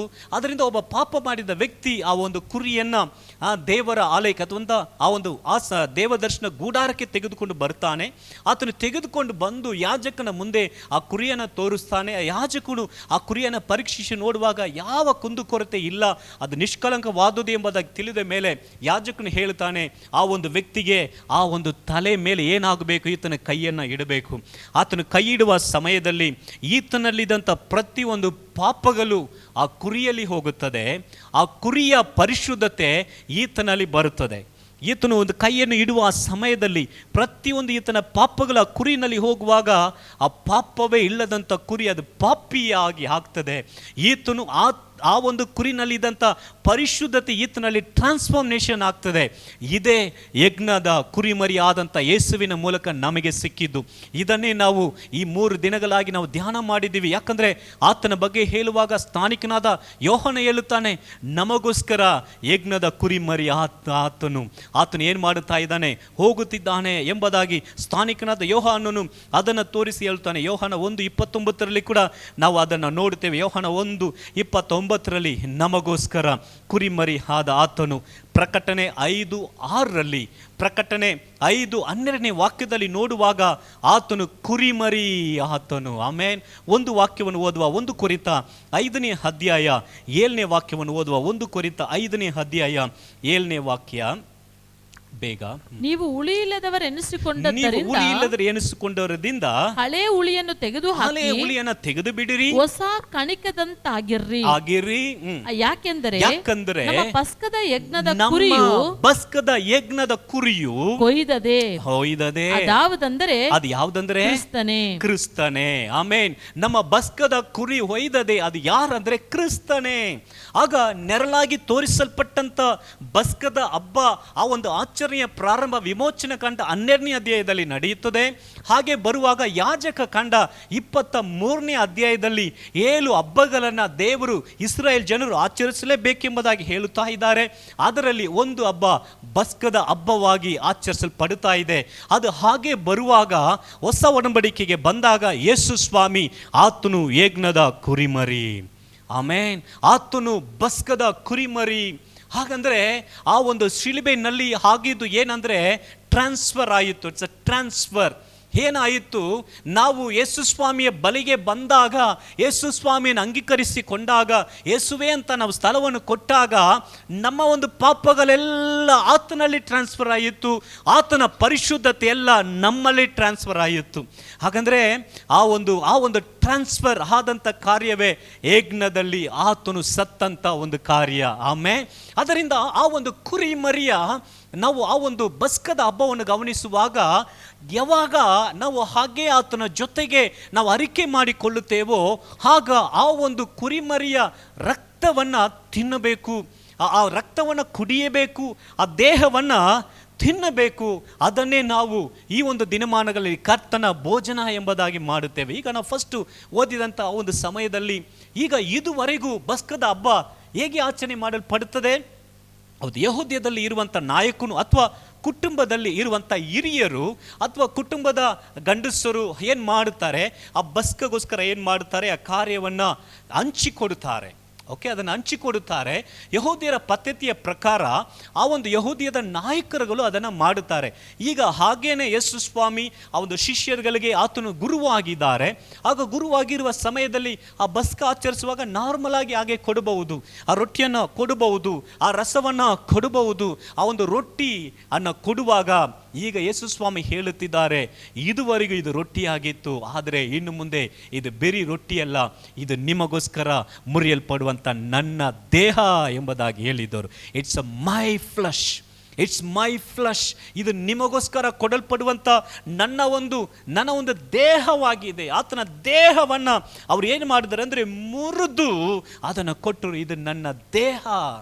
ಅವರು ಇದುವರೆಗೂ ದ್ರಾಕ್ಷ ರಸವನ್ನು ಕುಡಿತಾ ಇದ್ರು, ಈಗ ಅದನ್ನು ಕೊಟ್ಟು ಹೇಳುತ್ತಾ ಇದ್ದಾರೆ, ಈ ಒಂದು ಪಾತ್ರೆಯಲ್ಲಿ ಒಂದೇ ಪಾತ್ರೆಯಲ್ಲಿ ನೀವೆಲ್ಲರೂ ಏನು ಮಾಡ್ರಿ, ಇದನ್ನು ಪಾನ ಮಾಡ್ರಿ. ಯಾಕೆ? ಇದು ನನ್ನ ರಕ್ತ. ಯಾಕೆ ಒಂದೇ ಪಾತ್ರೆಯಲ್ಲಿ ಎಲ್ಲರೂ ಪಾನ ಮಾಡಬೇಕು? ಇದು ಕುಟುಂಬದ ಪದ್ಧತಿ, ದ ರಿಲೇಷನ್ಶಿಪ್. ಅದಕ್ಕೆ ನಾವು ನೋಡುವಾಗ ಪ್ರತಿ ಸಮಯಗಳಲ್ಲಿ ನಾವು ಕಮ್ಯುನಿಯನ್ ತೆಗೆದುಕೊಳ್ಳುವ ಸಮಯದಲ್ಲಿ ಒಂದೇ ಕಪ್ ಇತ್ತು, ಒಂದೇ ರೊಟ್ಟಿಯನ್ನು ಮುರಿದು ಎಲ್ಲರೂ ಏನು ಮಾಡ್ತಾ ಇದ್ದೀವಿ, ತೆಗೆದುಕೊಳ್ತಾ ಇದ್ದೀವಿ. ಈಗ ಮಾಡರ್ನ್ ವರ್ಲ್ಡ್, ಈ ಒಂದು ಕೊರೋನಾ ಬಂದ ಮೇಲೆ ಅದು ಹರಡಬಾರದು ಎಂಬುದಾಗಿ ಅದು ಕಟ್ಟಾಗಿದೆ. ಒಂದೇ ಪಾತ್ರೆ. ಅದು ಯಾವುದನ್ನು ತೋರಿಸ್ತದೆ? ನಾವೆಲ್ಲರೂ ಬೇರೆ ಬೇರೆ ಅಲ್ಲ, ಒಂದೇ ಕುಟುಂಬಕ್ಕೆ ಸೇರಿದವರು, ಒಂದೇ ದೇಹದ ಮೂಲಕವಾಗಿ ಒಂದು ಕುಟುಂಬವಾಗಿ ಮಾಡಲ್ಪಟ್ಟಂಥ ನಾವುಗಳು ಒಂದೇ ಪಾತ್ರದಲ್ಲಿ ಊಟ ಮಾಡುವಂಥವ್ರು. ಈವನ್ ಯಹೂದ್ಯರು ಹಾಗೆ ಮಾಡುತ್ತಾರೆ, ಈವನ್ ಮುಸ್ಲಿಂ ಅವರು ಕೂಡ ಹಾಗೆ ಮಾಡುತ್ತಾರೆ. ಒಂದೇ ಪಾತ್ರೆಯಾಗಿ ದೊಡ್ಡದಾಗಿ ಅವರು ಇಟ್ಕೊಂಡು ಏನು ಮಾಡ್ತಾರೆ, ಒಟ್ಟಾಗಿ ಎಲ್ಲರೂ ಏನು ಮಾಡ್ತಾರೆ, ಒಟ್ಟಾಗಿ ತಿನ್ನುತ್ತಾರೆ. ದ ಫ್ಯಾಮಿಲಿ ಕಮ್ ಯೂನಿಯನ್, ಅದನ್ನೇ ಹೇಳುತ್ತಾರೆ, ಕಮ್ ಯೂನಿಯನ್, ಒಟ್ಟಾಗಿ ಸೇರಿ ಬರುವಂಥದ್ದು. ಹಾಗಂದ್ರೆ ನಾವು ಪ್ರತಿ ಮೊದಲನೇ ಭಾನುವಾರ ಮಾತ್ರ ನಾವು ಏನು ಮಾಡುತ್ತಾ ಇದ್ದೇವೆ, ಕಮ್ ಯೂನಿಯನ್ ಎಂಬುದಾಗಿ ಏನು ಮಾಡುತ್ತಾ ಇದ್ದೇವೆ, ಕರ್ತನ ಭೋಜನ, ಕರ್ತನ ಮೇಜೆ ಎಂಬುದಾಗಿ ಆತನ ದೇಹವನ್ನು, ಆತನ ರಕ್ತವನ್ನು ಕೆಲವರೆಲ್ಲ ಯಥಾ ಪ್ರಕಾರ ನಾವೇನು ಮಾಡ್ತಾ ಇದ್ದೇವೆ, ತೆಗೆದುಕೊಳ್ತಾ ಇದ್ದೇವೆ. ಇವತ್ತು ಅದರ ಅರ್ಥ ನಮಗೆ ಗೊತ್ತಾಗಲಿ. ಅದು ಯಜ್ಞದ ಕುರಿಮರಿ ಆದಂಥ ಯೇಸು ಸ್ವಾಮಿಯ ದೇಹ, ಅದು ಯೇಸು ಸ್ವಾಮಿಯ ರಕ್ತ. ಆತನೇ ನಮ್ಮ ಯಜ್ಞದ ಕುರಿಮರಿಯ ಆಗಿ ಆತನು ಒಡೆಯಲ್ಪಟ್ಟನು. ಶಿಲುಬೆನಲ್ಲಿ ನೆರಳಾಗಿ ಮಾಡಲ್ಪಟ್ಟ ಬಸ್ಕ ಅದು ನಿಜವಾಗಿ ನೆರವೇರಿಸಲ್ಪಟ್ಟಿದೆ ಎಂಬುದಾಗಿ ಕೊಲೆಸಿದವರಿಗೆ ಬರೆದಂಥ ಪತ್ರಿಕೆ 2ನೇ ಅಧ್ಯಾಯ 16ನೇ ವಾಕ್ಯ 17ನೇ ವಾಕ್ಯದಲ್ಲಿ ನಾವು ನೋಡುತ್ತೇವೆ. ಈವನ್ ಇಬ್ರಿಯ 10ನೇ ಅಧ್ಯಾಯ 1ನೇ ವಾಕ್ಯದಲ್ಲಿ ಕೂಡ ನಾವು ನೋಡುತ್ತೇವೆ, ಇದು ನೆರಳಾಗಿದೆ. ಆಮೇನ್. ಪಕ್ಕದಲ್ಲಿ ನೋಡಿ ಹೇಳಿ, ಇದುವರೆಗೂ ನೀವು ತೆಗೆದುಕೊಂಡ್ರಲ್ಲ ಕಮ್ಯೂನಿಯನ್ ಎಂಬುದಾಗಿ, ಅದು ಬರೀ ರೊಟ್ಟಿ ರಸವಲ್ಲ, ಅದು ಯೇಸು ಕ್ರಿಸ್ತನ ದೇಹ, ಅದು ಯೇಸು ಕ್ರಿಸ್ತನ ರಕ್ತ. ಪಕ್ಕದಲ್ಲಿ ನೋಡಿ ಹೇಳಿ, ಅದು ಯೇಸು ಕ್ರಿಸ್ತನ ದೇಹ, ಅದು ಯೇಸು ಕ್ರಿಸ್ತನ ರಕ್ತ. ಆಮೇನ್. ಹಾಗೆ ಬಂದಾಗ ಆ ಒಂದು ಕಾಲಗಳು ಬದಲಾದ ಮೇಲೆ ಕೆಲವೊಂದು ಕಾರ್ಯಗಳು ಹೇಗೆ ಬಂತು ಅಂದರೆ, ಕಮ್ಯುನಿಯನ್ ಬಂದು ನಾವು ಬಸ್ಕ ರೀತಿಯಲ್ಲಿ ಆಚರಣೆ ಮಾಡಬೇಕು, ವರ್ಷಕ್ಕೆ ಒಮ್ಮೆ ಆಚರಣೆ ಮಾಡಿದರೆ ಸಾಕು. ಯಾಕಂದರೆ ಬಸ್ಕ ವರ್ಷಕ್ಕೆ ಒಮ್ಮೆ ಆಚರಣೆ ಮಾಡಲ್ಪಡ್ತಾ ಇತ್ತು. ಹಾಗಂದರೆ ವರ್ಷಕ್ಕೆ ಒಮ್ಮೆ ಮಾತ್ರ ಆಚರಿಸಿದರೆ ಸಾಕು ಎಂಬುದಾಗಿ ಅವ್ರು ಏನು ಮಾಡಿದರು, ಅವರು ಹೇಳಿ ಕೆಲವು ಪದ್ಧತಿಗಳನ್ನು ಕೆಲವರು ಈಗ ಕೂಡ ಆ ಥರ ಮಾಡ್ತಾರೆ. ಪ್ರತಿ ವಾರಗಳು ಅಥವಾ ಪ್ರತಿ ತಿಂಗಳಲ್ಲಿ ಒಂದು ಸಾರಿ ಕೂಡ ಅವ್ರು ಏನು ಮಾಡುವುದಿಲ್ಲ, ತೆಗೆದುಕೊಳ್ಳುವುದಿಲ್ಲ. ಆದರೆ ನಮಗೆ ದೇವರ ವಾಕ್ಯದ ಆಧಾರದಲ್ಲಿ ಕಲಿಸಿಕೊಡಲ್ಪಡ್ತಾ ಇದೆ. ಅಪೊಸ್ತಲ ಕೃತ್ಯಗಳಲ್ಲಿ ಆದಿ ಸಭೆಯವರು ಪ್ರತಿದಿನ ಮನೆ ಕೂಡಿ ಬರ್ತಾ ಇದ್ದರು, ಮನೆ ಕೂಡಿ ಬಂದು ಪ್ರಾರ್ಥನೆ ಮಾಡ್ತಾ ಇದ್ದರು, ಮನೆ ಕೂಡಿ ಬಂದು ಉಪದೇಶ ಮಾಡ್ತಾ ಇದ್ರು. ಅಲ್ಲಿ ಹೇಳಲ್ಪಡ್ತಾ ಇದೆ, ಅವರು ಮನೆಗಳಲ್ಲಿ ಸೇರಿ ರೊಟ್ಟಿ ಮುರಿಯುತ್ತಾ ಇದ್ದರು. ಅಲ್ಲಿ ಹೇಳಲ್ಪಡ್ತಾ ಇದೆ, ದೇ ಆರ್ ಟೇಕಿಂಗ್ ಕಮ್ಯುನಿಯನ್. ಒಂದೊಂದು ಮನೆಗಳಲ್ಲಿ ಅವರು ಸೇರಿ ಬರುವ ಪ್ರತಿಯೊಂದು ಸಮಯಗಳಲ್ಲಿ ವಾರಕ್ಕೆ ಒಮ್ಮೆ ಕೂಡ ಅವರು ದಿನನಿತ್ಯಲೂ ಕೂಡ ಕಮ್ಯುನಿಯನನ್ನು ತೆಗೆದುಕೊಳ್ತಾ ಇದ್ದರು. ಹಾಗಂದರೆ ನಮ್ಮ ಮನಸ್ಸಲ್ಲಿ ಹೀಗೆ ಬರಬಾರ್ದು, ವರ್ಷಕ್ಕೆ ಒಂದು ಸಾರಿನೇ ತಗೋಬೇಕಾ, ಹಾಗಂದರೆ ನಾವು ತಪ್ಪು ಮಾಡ್ತಾ ಇದ್ದೇವೆ. ಇಲ್ಲ, ನಾವು ವಾಕ್ಯದ ಆಧಾರದಲ್ಲಿ ಮಾಡ್ತಾ ಇದ್ದೇವೆ.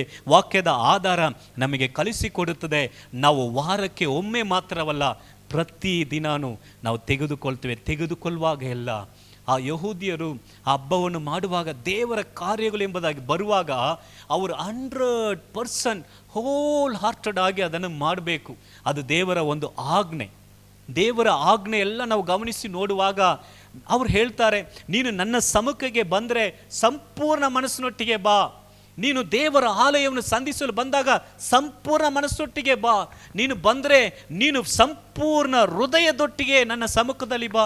ಈ ವಿವ್ನಲ್ಲಿ ಸತ್ಯವೇದದಲ್ಲಿ ತೆಗೆದು ನೋಡಿ, ಯಾವ ಕಾರ್ಯಗಳನ್ನು ದೇವರು ತೋರಿಸಿಕೊಟ್ಟರು ಕೂಡ ಅವ್ರು ಎಕ್ಸ್ಪೆಕ್ಟ್ ಮಾಡುವಂಥದ್ದು ಸಂಪೂರ್ಣ ಮನಸ್ಸೇ ಹೊರತು ಬೇರೆ ಯಾವ ಕಾರ್ಯಗಳಲ್ಲ. ನೀವು ಕೊಡ್ತಾ ಇದ್ದೀರಾ, ಸಂಪೂರ್ಣ ಮನಸ್ಸಿನೊಟ್ಟಿಗೆ ಕೊಡಿರಿ. ನೀವು ಮಾಡ್ತಾ ಇದ್ದೀರಾ, ಸಂಪೂರ್ಣ ಮನಸ್ಸಿನೊಟ್ಟಿಗೆ ಮಾಡಿರಿ. ನನ್ನ ಸಮ್ಮುಖದಲ್ಲಿ ಬರ್ತೀರಾ, ಸಂತೋಷವಾಗಿ ಸಂಪೂರ್ಣ ಮನಸ್ಸಿನೊಟ್ಟಿಗೆ ಬನ್ನಿರಿ. ಇದು ದೇವರ ಒಂದು ಎಕ್ಸ್ಪೆಕ್ಟೇಷನ್. ನಿಜವಾದ ಯಹೂದಿಯರು ನಿಜವಾಗಲೂ ದೇವರ ಆಜ್ಞೆಗಳನ್ನು, ಧರ್ಮಶಾಸ್ತ್ರಗಳನ್ನು ಹಿಂಬಾಲಿಸ್ತಾ ಇದ್ದಂಥ ಯಹೂದಿಯರೆಲ್ಲ ಹಾಗೆ ಮಾಡ್ತಾ ಇದ್ದರು. 100% ಅವ್ರು ಏನೇ ಮಾಡಿದ್ರು ಸುಮ್ಮನೆ ಏನು ಮಾಡುವುದಿಲ್ಲ, ಕಾಟಾಚಾರಕ್ಕೆ ಅವರು ಮಾಡುವುದಿಲ್ಲ. ಅವರು ಪ್ರಕಾರ ಏನು ಮಾಡ್ತಾರೆ ಅಂದರೆ ಹಾಗೆ ದೇವರ ವಾಕ್ಯದಂತನೇ ಮಾಡ್ತಾರೆ. ಆಮೇಲೆ ವರ್ಷಕ್ಕೆ 3 ಸಾರಿ ಯಹೂದಿಯದ ಕುಲಕ್ಕೆ ಸೇರಿದ ಪ್ರತಿಯೊಬ್ಬ ಗಂಡಸರು 20 ವಯಸ್ಸು ಮೇಲ್ಪಟ್ಟವರು ಪ್ರತಿಯೊಬ್ಬರು ದೇವರ ಸಮ್ಮುಖಕ್ಕೆ ಬರಬೇಕು. ಇದು ನಿಯತಿ. ಈಗಲೂ ಕೂಡ ಹೋಗಿ ನೋಡಿದ್ರೆ ಅವರು ಮಾಡ್ತಾರೆ. ಯಾಕಂದರೆ ದೇವರ ಆಜ್ಞೆಗಳನ್ನು ಹಿಂಬಾಲಿಸುವುದರಲ್ಲಿ ಯಹೂದಿಯರು ಭಯಂಕರವಾಗಿದ್ದಾರೆ. ಅದಕ್ಕೋಸ್ಕರನೇ ಯೇಸು ಸ್ವಾಮಿನ ಶಿಲುಬೆಗೆ ಹಾಕಿದರು. ನೀನು ಹೇಗೆ ದೇವ ಮಗ ಅಂತ ಹೇಳ್ತೀಯ, ದೇವ ದೂಷಣ ಮಾಡ್ತಾ ಇದೆ ಎಂಬುದು ಯಾಕೆ? ಅವರು ದೇವರ ವಾಕ್ಯವನ್ನು ಹಿಂಬಾಲಿಸುವವರು ಅವ್ರಿಗೆ ಅರ್ಥ ಆಗಲಿಲ್ಲ. ಯಾಕಂದರೆ ಬೇರೆ ಯಹೂದಿಯರಿಗೆ ಮಾತ್ರವಲ್ಲ, ಅನ್ಯ ಜನರಾದಂಥ ನಮಗೂ ಆ ರಕ್ಷಣೆ ಬರಬೇಕನ್ನುವುದಕ್ಕೋಸ್ಕರ ದೇವರು ಹಾಗೆ ಮಾಡಿದರು. ಹಾಗಿಲ್ಲದೆ ಯಹೂದಿಯರಿಗೆ ಮಾತ್ರ ರಕ್ಷಣೆ ಬಂದಿರುವುದಾದರೆ ಇವತ್ತು ನಾವೆಲ್ಲ ರಕ್ಷಣೆ ಹೊಂದಿರಲು ಸಾಧ್ಯ ಇಲ್ಲ. ಈ ಒಂದು ಪ್ರಿವಿಲೇಜ್ ನಮಗೆ ಬಂದಿರುವುದಿಲ್ಲ. ಅದನ್ನು ನಾವು ನೋಡಿದ್ವಿ. ಟರ್ನಿಂಗ್ ಪಾಯಿಂಟ್ ಯಾವಾಗ ಆಯಿತು? ಆತನು ಜಯದ ಪ್ರವೇಶ ಬರುವಾಗಲೇ ಆ ಟರ್ನಿಂಗ್ ಪಾಯಿಂಟನ್ನು ದೇವರು ಮಾಡಿದರು. ಪಿಲಾಟನ ಕೋಟೆಗೆ ಹೋಗಿಲ್ಲ, ದೇವ ಆಲಯಕ್ಕೆ ಬಂದರು. 10ನೇ ದಿನ ಕುರಿಮರಿ ಆದಂಥ ಆತನು ತನ್ನನ್ನು ತೋರಿಸಿಕೊಡುವುದಕ್ಕೆ, ತನ್ನನ್ನು ಅಲ್ಲಿ ಯಾಜಕನ ಮುಂದೆ ನಿಲ್ಲಿಸುವುದಕ್ಕೋಸ್ಕರ ಬಂದನು. ಈಗ ಈ ಒಂದು ಕಮ್ಯುನಿಯನ್ ಎಂಬುದಾಗಿ ಹೇಳುವಂಥದ್ದು ಬಸ್ಕವನ್ನು ನಾವು ಆಚರಿಸ್ತೇವೆ. ಇದು ದೇವರು ಹೇಳಿದ ಹಬ್ಬದ ಬಸ್ಕ ಅಲ್ಲ, ಇದು ಕರ್ತನಾದ ಯೇಸು ಕ್ರಿಸ್ತನ ಆ ಒಂದು ದೇಹ. ಆಮೇನ್. ನಾವು ಹೊಸ ಒಡಂಬಡಿಕೆಯಲ್ಲಿ ನೋಡುವಾಗ ಯಹೂದ್ಯರ ಪದ್ಧತಿಗಳು ಏರಾಳವಾಗಿದೆ. ತುಂಬ ಪದ್ಧತಿಗಳಿದೆ. ಒಂದು ಮನೆ ಹೊರಗಡೆ ಹೋಗಿ ಮನೆಗೆ ಬಂದರೆ ಕಾಲು ತೊಳ್ಕೊಂಡವರು ಮನೆ ಒಳಗಡೆ ಬರಬೇಕು, ಕೈ ತೊಳ್ಕೊಂಡೇ ಅವರು ಊಟ ಮಾಡಬೇಕು. ಈ ರೀತಿಯ ಅನೇಕ ಪದ್ಧತಿಗಳಿದೆ. ಯಾವ ಪದ್ಧತಿ ಕೂಡ ನೀವು ಹಿಂಬಾಲಿಸಬೇಕೆಂಬುದಾಗಿ ದೇವರು ಹೇಳಲೇ ಇಲ್ಲ. ಒಂದೇ ಪದ್ಧತಿ ಮಾತ್ರ, ಯಹೂದಿಯರ ಒಂದು ಪದ್ಧತಿ ಮಾತ್ರ ನಾವು ಹಿಂಬಾಲಿಸಲೇಬೇಕು ಎಂಬುದಾಗಿ ಕೊಟ್ಟಂಥ ಒಂದೇ ಪದ್ಧತಿ.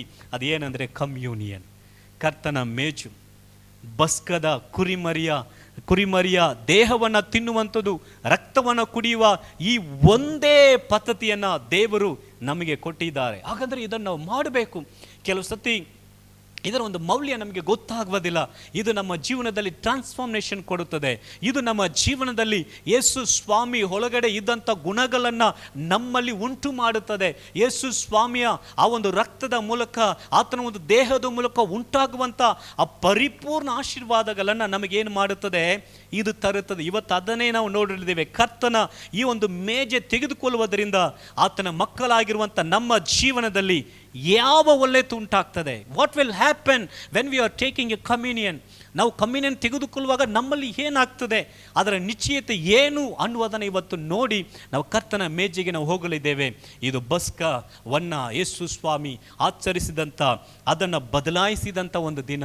ಇನ್ನು ಮುಂದೆ ನಾವು ಕುರಿಮರಿಯ ಆ ಒಂದು ಮಾಂಸವನ್ನು ತಿನ್ನುತ್ತಾ ಇಲ್ಲ, ಯಜ್ಞದ ಕುರಿಮರಿಯಾದಂಥ ಯೇಸು ಸ್ವಾಮಿಯ ದೇಹವನ್ನು ನಾವು ತೆಗೆದುಕೊಳ್ತಾ ಇದ್ದೇವೆ. ಒಂದೇ ದೇಹ, ಒಂದೇ ರಕ್ತ, ಒಂದೇ ಪಾತ್ರೆ, ನಾವೆಲ್ಲರೂ ಒಂದೇ ದೇಹಕ್ಕೆ ಅದರಲ್ಲಿ ಪಾಲು ಉಳ್ಳವರು. ಆಮೇಲೆ ಹಾಗಂದರೆ ನಾವು ಒಂದು 7 ಪಾಯಿಂಟ್ ಇದೆ, ಅದನ್ನು ನಾವು ಆದಷ್ಟು ನಾವು ನೋಡೋಣ. 7 ಅಂಶಗಳು ನಾವು ಆ ಒಂದು ಕಮ್ಯೂನಿಯನ್ ತೆಗೆದುಕೊಳ್ಳುವುದರಿಂದ ನಮ್ಮ ಜೀವನದಲ್ಲಿ ಉಂಟಾಗುವಂಥ ಆಶೀರ್ವಾದಗಳು. ಮೊದಲನೇದಾಗಿ ಯೋಹನ ಬರೆದ ಸುವಾರ್ತೆ 6ನೇ ಅಧ್ಯಾಯ 53 ಮತ್ತು 54. 54ನೇ ವಾಕ್ಯವನ್ನು ಫಸ್ಟ್ ಓದಿ. ಯೋಹನ 6:53-54. ಫಸ್ಟ್ 54 ಓದಿ. ನನ್ನ ಮಾಂಸವನ್ನು ತಿಂದು ನನ್ನ ರಕ್ತವನ್ನು ಕುಡಿಯುವವನು ನಿತ್ಯ ಜೀವವನ್ನು ಹೊಂದಿದ್ದಾನೆ ಮತ್ತು ನಾನು ಅವನನ್ನು ಕಡೆಯ ದಿನದಲ್ಲಿ ಆತನನ್ನು ಎಬ್ಬಿಸುವೆನು. ಮೊದಲನೇದಾಗಿ ಈಗ ನೋಡಿ, ಯೇಸು ಸ್ವಾಮಿ ಇನ್ನೂ ಆತನ ಒಂದು ದೇಹವನ್ನು, ಆತನ ರಕ್ತವನ್ನು ಒಪ್ಪಿಸಿಕೊಡುವಂಥದ್ದೇನು ಇನ್ನೂ ಇದೆ. ಈಗ ಯೋಹನ 6ನೇ ಅಧ್ಯಾಯದಲ್ಲಿ ಅದರ ಒಂದು ಗುಪ್ತ ಕಾರ್ಯಗಳನ್ನು ಹೇಳ್ಕೊಡ್ತಾ ಇದ್ದಾರೆ. ಕೆಲವು ಸತಿ ನಾವು ಏನು ಮಾಡ್ತೇವೆ, ನಾವೇನಾದ್ರು ಒಂದು ತಪ್ಪು ಮಾಡಿ ಏನೋ ಒಂದು ಪಾಪ ಮಾಡಿದಾಗ ನಾವು ಕಮ್ಯೂನಿಯನ್ ತೆಗೆದುಕೊಳ್ಳುವುದಿಲ್ಲ. ಏನು ಮಾಡ್ತೇವೆ, ಅವಾಯ್ಡ್ ಮಾಡ್ತೇವೆ. I am not prepare, I am not ready to taking communion ಅಂತ ಏನು ಮಾಡಿಬಿಡ್ತೇವೆ, ನಿರಾಕರಿಸ್ತೇವೆ. ಮಾಡಬಾರದು. ಹಾಗಂದ್ರೆ ಏನು, ನಾವು ಸಿದ್ಧವಾಗಿ ಇರಬೇಕಂತಲೇ ಕಮ್ಯೂನಿಯನ್ ತೆಗೆದುಕೊಳ್ತಾ ಇದ್ದೇವೆ. ರಾತ್ರಿ 12 ಗಂಟೆಗೆ ಬಂದು ಎಬ್ಬಿಸಿ ಸಿಸ್ಟರ್ ಕಮ್ಯೂನಿಯನ್ ತಗೊಳ್ಳಿ ಅಂದರೆ ತಕ್ಷಣ ಎದ್ದು ತಗೊಳ್ಳುವ ಥರ ನಾವು ಸಿದ್ಧವಾಗಿರಬೇಕು. ಈ ಕಮ್ಯೂನಿಯನ್ ತೆಗೆದುಕೊಳ್ಳೋದಕ್ಕೆ ನಾವು ರಾತ್ರಿಯಲ್ಲಿ ಸಿದ್ಧವಾಗಿಲ್ಲ ಅಂದರೆ ನಾಳೆ ದೇವರು ಕ್ಷಣದಲ್ಲಿ ಬರುವಾಗ ಹೇಗೆ ನಾವು ಸಿದ್ಧವಾಗಿ ಹೋಗ್ತೇವೆ? ದೇರ್ ಇಸ್ ನೋ ಟೈಮ್ ಇರುವುದಿಲ್ಲ. ಆ ಒಂದು ಸಿದ್ಧತೆಗೋಸ್ಕರನೇ ಈ ಒಂದು ಕಮ್ಯೂನಿಯನ್ ನಮ್ಮನ್ನು ಏನು ಮಾಡುತ್ತದೆ ಅಂದರೆ ಸಿದ್ಧಗೊಳಿಸುತ್ತದೆ. ಅಂದರೆ ಎನಿ ಟೈಮ್ ನಾವು ಅದನ್ನು ತೆಗೆದುಕೊಳ್ಳುವುದಕ್ಕೆ ನಾವು ಸಿದ್ಧವುಳ್ಳವರಾಗಿರಬೇಕು. ನೋಡ್ರಿ, ಆತನ ಒಂದು ದೇಹದಲ್ಲಿ ತಿನ್ನುವವರಿಗೆ ಅವ್ರು ಹೇಳ್ತಾರೆ, ನನ್ನ ಮಾಂಸವನ್ನು ತಿಂದು ನನ್ನ ರಕ್ತವನ್ನು ಕುಡಿಯುವವನು ನಿತ್ಯ ಜೀವವನ್ನು ಹೊಂದಿದ್ದಾನೆ. ಆಮೇನ್. ಎಟರ್ನಲ್ ಲೈಫ್ ಎಲ್ಲರಿಗೂ ಸಿಕ್ಕುವುದಿಲ್ಲ. ನಾವು ಹೇಳ್ತೇವೆ ನಿತ್ಯ ಜೀವ ಪರಲೋಕ ಅಂತ ಹೇಳ್ತೀವಿ ಅಲ್ವಾ, ಅದೇ ನಿತ್ಯ ಜೀವ. ಆ ಎಟರ್ನಲ್ ಲೈಫ್ ಅನ್ನುವಂಥ ಪರಲೋಕ ಯಾರಿಗೆ ಸಿಗ್ತದೆ ಅಂದರೆ ಎಲ್ಲರಿಗೂ ಸಿಕ್ಕುವುದಿಲ್ಲ. ಆತನ ದೇಹದಲ್ಲಿ, ಆತನ ರಕ್ತದಲ್ಲಿ ಪಾಲ್ಗೊಳ್ಳುವವರಿಗೆ ಮಾತ್ರ ಅದು ಸಿಕ್ಕುತ್ತದೆ. ಸಮ್ಟೈಮ್ ನಾವು ಕ್ರೈಸ್ತ ಕುಟುಂಬದಲ್ಲಿ ಹುಟ್ಟಿರ್ಬೋದು, ಸಿಕ್ಕೋದಿಲ್ಲ. ಒಂದು ವೇಳೆ ನಿಮ್ಮ ತಂದೆ ಪಾಸ್ಟರ್ ಆಗಿ ಕೂಡ ಇರಬಹುದು, ಸಿಕ್ಕೋದಿಲ್ಲ. ಯಾರಿಗೆ ಸಿಕ್ಕುತ್ತದೆ? ಆ ಒಂದು ಯೇಸು ಸ್ವಾಮಿಯ ದೇಹವನ್ನು ತಿನ್ನುವವರು, ಆ ರಕ್ತವನ್ನು ಕುಡಿಯುವರು. ಯಾಕಂದರೆ ಅದರಲ್ಲಿ ಪಾಲು ಇರಬೇಕು. ಅವರು ಅದರಲ್ಲಿ ಪಾಲು ಇರಬೇಕು. ನೋಡ್ರಿ, 53ನೇ ವಾಕ್ಯ ಈಗ ಓದಿ. 53ನೇ ವಾಕ್ಯ. ಯೇಸು ಅವರಿಗೆ ನಿಮಗೆ ನಿಜ ನಿಜವಾಗಿ ಹೇಳುತ್ತೇನೆ, ನೀವು ಮನುಷ್ಯ ಕುಮಾರನ ಮಾಂಸವನ್ನು ತಿನ್ನದೆ ಅವನ ರಕ್ತವನ್ನು ಕುಡಿಯದೆ ಹೋದರೆ ನಿಮ್ಮೊಳಗೆ ಜೀವ ಇಲ್ಲ. ಅದು ಹೇಳ್ತಾ ಇದ್ದಾರೆ, ನಿಮಗೆ ಲೈಫ್ ಇಲ್ಲ ಅಂತ ಹೇಳ್ತಾ ಇಲ್ಲ, ನಿತ್ಯ ಜೀವ ಇಲ್ಲ. There is no eternal life.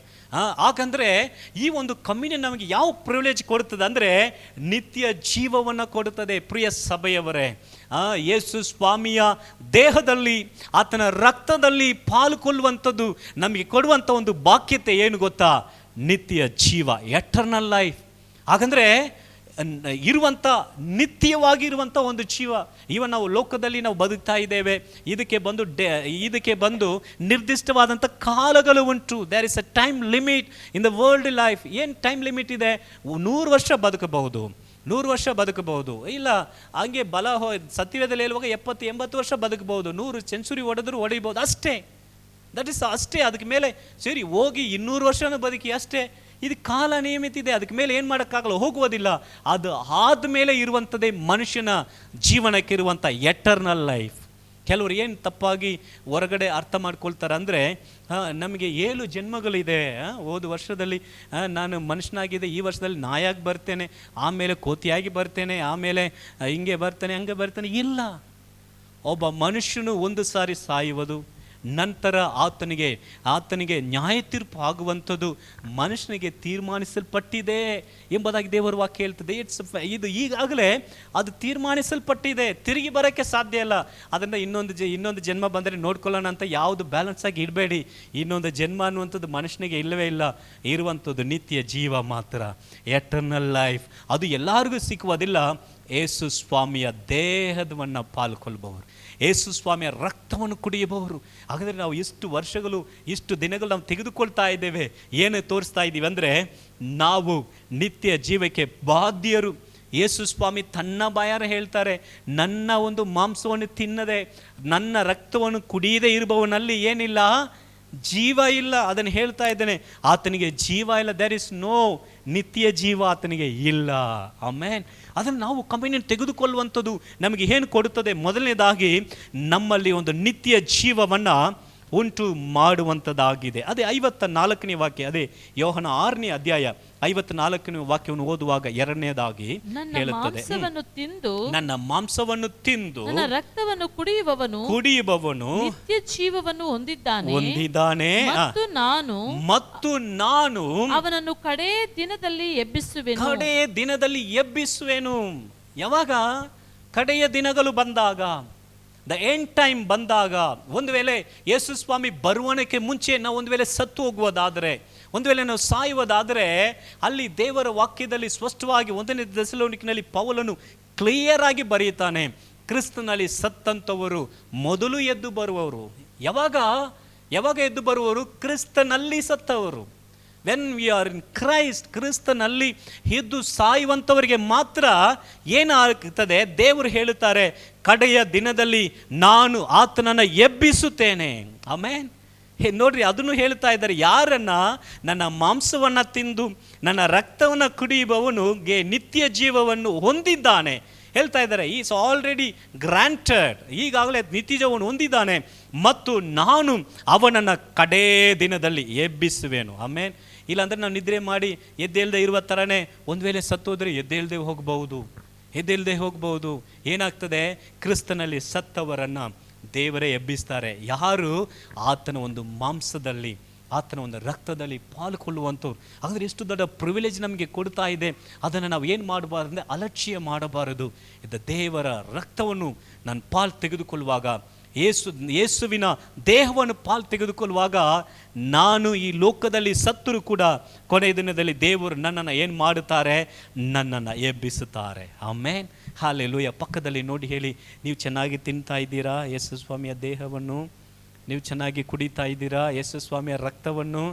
ಇದೇ ನಿಮ್ಮನ್ನು ಎಬ್ಬಿಸ್ತದೆ, ಇದೇ ನಿಮಗೆ ನಿತ್ಯ ಜೀವ ಕೊಡ್ತದೆ. ಎಲ್ಲ ಅಂತ ಇದ್ದೀರಾ? ಪಕ್ಕದಲ್ಲಿ ನೋಡಿ ಹೇಳಿ, ನೀವು ಯೇಸು ಸ್ವಾಮಿಯ ದೇಹವನ್ನು ತೆಗೆದುಕೊಳ್ಳುವಾಗ, ಯೇಸು ಸ್ವಾಮಿಯ ರಕ್ತವನ್ನು ಕುಡಿಯುವಾಗಲೇ ನೀವು ನಿತ್ಯ ಜೀವಕ್ಕೆ ಬಾಧ್ಯರಾಗ್ತೀರಿ. ಒಂದು ವೇಳೆ ಕೊನೆಯ ದಿನದಲ್ಲಿ ನಾವು ಒಂದು ವೇಳೆ ಸತ್ತು ಹೋದ್ರು, ಯೇಸು ಸ್ವಾಮಿ ಬರೋಣಕ್ಕೆ ಮುಂಚೆ ಸತ್ತು ಹೋದರೂ ಕೂಡ ಆತನು ನಮ್ಮನ್ನು ಏನು ಮಾಡ್ತಾನೆ?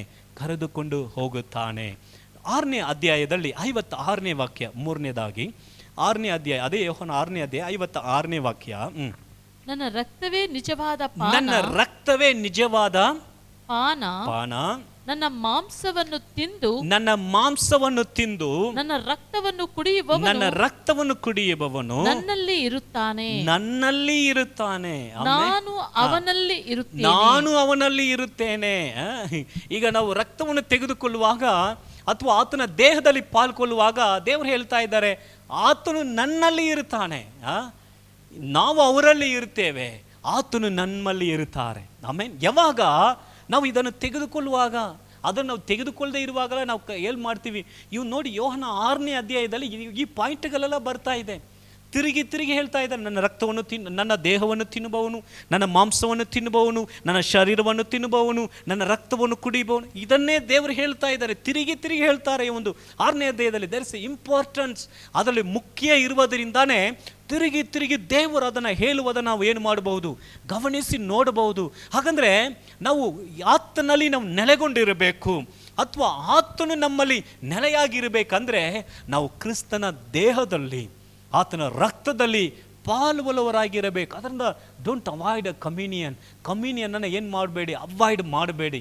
ಎನಿ ಟೈಮ್ ಸಿದ್ಧವುಳ್ಳವರಾಗಿ, ದೇವರೇ ನಾನು ಯಾವಾಗಲೂ ಸಿದ್ಧವುಳ್ಳವನಾಗಿ ನಿನ್ನ ಮಾಂಸದಲ್ಲಿ, ನಿನ್ನ ಒಂದು ರಕ್ತದಲ್ಲಿ ನಾನು ಪಾಲುಕೊಳ್ಳುವವನಾಗಿ ಇರಬೇಕು ಎಂಬುದಾಗಿ ನಮ್ಮ ಮನಸ್ಸು ಯಾವಾಗಲೂ ಅದರಲ್ಲಿ ಸಿದ್ಧವಾಗಿರಬೇಕು. ಆಮೇನ್. ಪಕ್ಕದಲ್ಲಿ ನೋಡಿ, ಅಲ್ಲಿ ಎನಿ ಟೈಮ್ ಸಿದ್ಧವಾಗಿರಿ, ಆಗಲೇ ದೇವರು ನಿಮ್ಮಲ್ಲಿಯೂ ನೀವು ದೇವರಲ್ಲಿಯೂ ಇರ್ತೀರಿ. ಆಮೇನ್. ಹಲ್ಲೆಲೂಯ. ಒಬ್ಬನು ನನ್ನಲ್ಲಿಯೂ ನಾನು ಅವನಲ್ಲಿಯೂ ಇರುವುದಾದರೆ ಏನು ನಡೆಯುತ್ತದೆ? ಯೋಹನ 15ನೇ ಅಧ್ಯಾಯದಲ್ಲಿ ಏನು ನಡೆಯುತ್ತದೆ? ಫಲ ಕೊಡುವನು, ದರ್ ಇಸ್ ಎ ಫ್ರೂಟ್.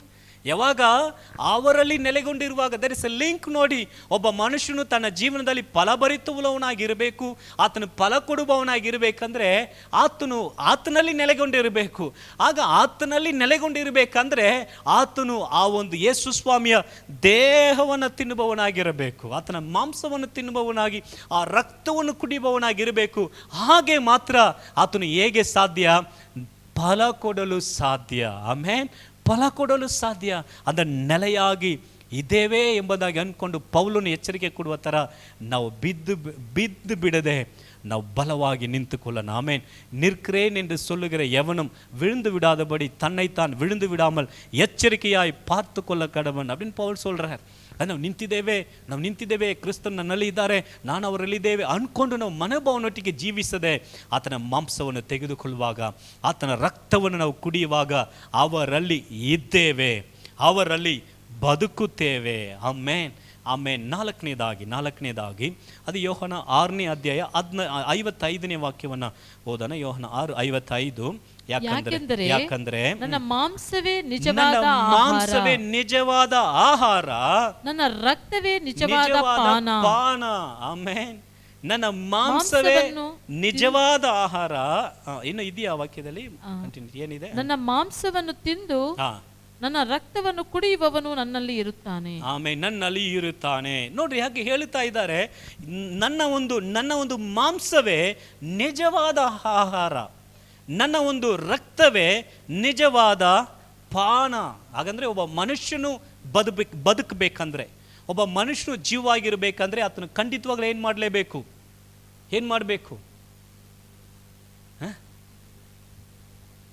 ಊಟ ಮಾಡಲೇಬೇಕು. ಮಕ್ಕಳು ರಾತ್ರಿಯಲ್ಲಿ ಊಟ ಮಾಡದೆ ಮಲಗಿಬಿಟ್ರೆ ಪರವಾಗಿಲ್ಲ, ಮಲಗಲಿ ಅಂತ ಬಿಡೋಲ್ಲ. ನಾವೇನು ಮಾಡ್ತೀವಿ? ಎಬ್ಬಿಸಿ ಅವ್ರನ್ನ ಟೆನ್ಷನ್ ಮಾಡಿ, ಅವ್ರು ಎದ್ದು ಅಳುತ್ತಾ ಕೂತ್ಕೊಂಡ್ರು, ತಿನ್ಬಿಟ್ಟು ಮಲಗೋ, ನೀನು ತಿನ್ನಕ್ಕೆ ತಾನೆ ನನಗ ಅಂತ ಹಂಗೆ ತಿನ್ನಿಸಿ ಏನು ಮಾಡ್ತೀವಿ? ಮಲಗಿಸ್ತೀವಿ. ಯಾಕೆ? ಅವರು ಬದುಕ್ತಾರೆ, ಅದು ಮುಖ್ಯ ಅಲ್ವಾ? ನಮ್ಗೇನು ಇಲ್ಲದಿದ್ರು ಊಟ ತುಂಬ ಮುಖ್ಯ ಅಲ್ವಾ? ಏನು ಬಿಟ್ಟರು ನಾವು ಬಿಡ್ಬೋದು, ಊಟವನ್ನು ಬಿಡೋಕ್ಕೆ ಆಗಲ್ಲ ಅಲ್ವಾ? ಹಾಗಂದ್ರೆ ದಟ್ ಇಸ್ ಇಂಪಾರ್ಟೆಂಟ್, ತಪ್ಪಲ್ಲ, ಮುಖ್ಯ ಅದು. ನಮ್ಮ ದೇಹಕ್ಕೆ ನಾವು ಮುಖ್ಯ ಎಂಬುದು ಯಾವುದನ್ನು ನೆನೆಸ್ತೇವೆ? ಊಟ, ಪಾನ, ನೀರು ಅಲ್ವಾ? ಊಟ, ನೀರು ಇದು ತುಂಬ ಮುಖ್ಯ. ಇದು ಎರಡು ಇದು ಬಿಟ್ಟರೆ ಸಾಕು. ಪಕ್ಕದಲ್ಲಿ ನೋಡಿ ಕೇಳಿ, ನೀವು ಯಾಕೆ ಇಷ್ಟು ಕಷ್ಟಪಟ್ಟು ದುಡಿತೀರಾ? ಯಾಕೆ? ಈ ಹೊಟ್ಟೆಗಾಗಿ, ಊಟ ಮಾಡೋದಕ್ಕಾಗಿ. ಒಂದು ಒಳ್ಳೆ ಬಿರಿಯಾನಿ ಪ್ರತಿದಿನ ತಿನ್ನೋಕ್ಕಾಗಿಲ್ಲ ಅಂದರು ಅಟ್ಲೀಸ್ಟ್ ಗಂಜಿಯಾರು ಕುಡಿಯೋಕ್ಕೆ ಏನು ಮಾಡಬೇಕು? ದುಡಿತೀರಿ ಅಲ್ವಾ?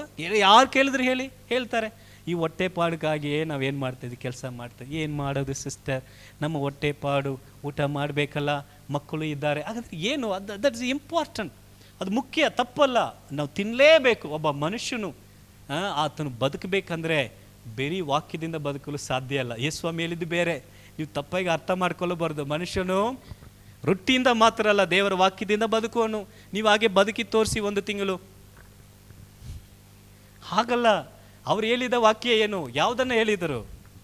ಆತನ ಆತ್ಮ ಬದುಕುತ್ತದೆ, ಅದನ್ನು ಹೇಳ್ತಾ ಇದ್ದಾರೆ. ಅವನು ಬದುಕಬೇಕು, ಜೀವದಿಂದ ಇರಬೇಕು. ಅಂದರೆ ನಾವು ಜೀವನದಿಂದ ಇರಬೇಕಂದ್ರೆ ಏನು ಮಾಡಬೇಕು? ಕೆಲವರು 3 ದಿನ ಊಟ ಮಾಡೋದ್ರೆ ಸತ್ತೇ ಹೋಗ್ಬಿಡ್ತಾರೆ. ಅಯ್ಯೋಯ್ಯೋ, ನಡೆಯೋಕ್ಕಾಗಲ್ಲ. 1 ದಿನ ಉಪವಾಸ ಅಂದ್ರೇನೆ, ಬೆಳಗ್ಗೆ ಒಬ್ಬರು ಉಪವಾಸ ಅಂತ ಹೇಳ್ತಾರೆ, ನೋಡಿಬಿಟ್ರೆ ಅವರು ಮಧ್ಯಾಹ್ನ ನೋಡಿದ್ರೆ ಅಯ್ಯೋ ಪಾಪ, ಒಂದು 30 ದಿನ ಉಪವಾಸ ಇರ್ಬೋದು ಅನ್ನಿಸ್ತು. 40 ಹಾಗೇ ಸುಸ್ತು, ಏನು ಸುಸ್ತು, ಕಣ್ಣೆಲ್ಲ ಮಂಜು ಆಗ್ತಾ ಇದೆ. ಎಷ್ಟು ದಿನ ಉಪವಾಸ ಇದ್ದೀರಾ? ಬೆಳಗ್ಗೆ ಊಟ ಮಾಡಿಲ್ಲ ಪಾಸ್ಟರ್.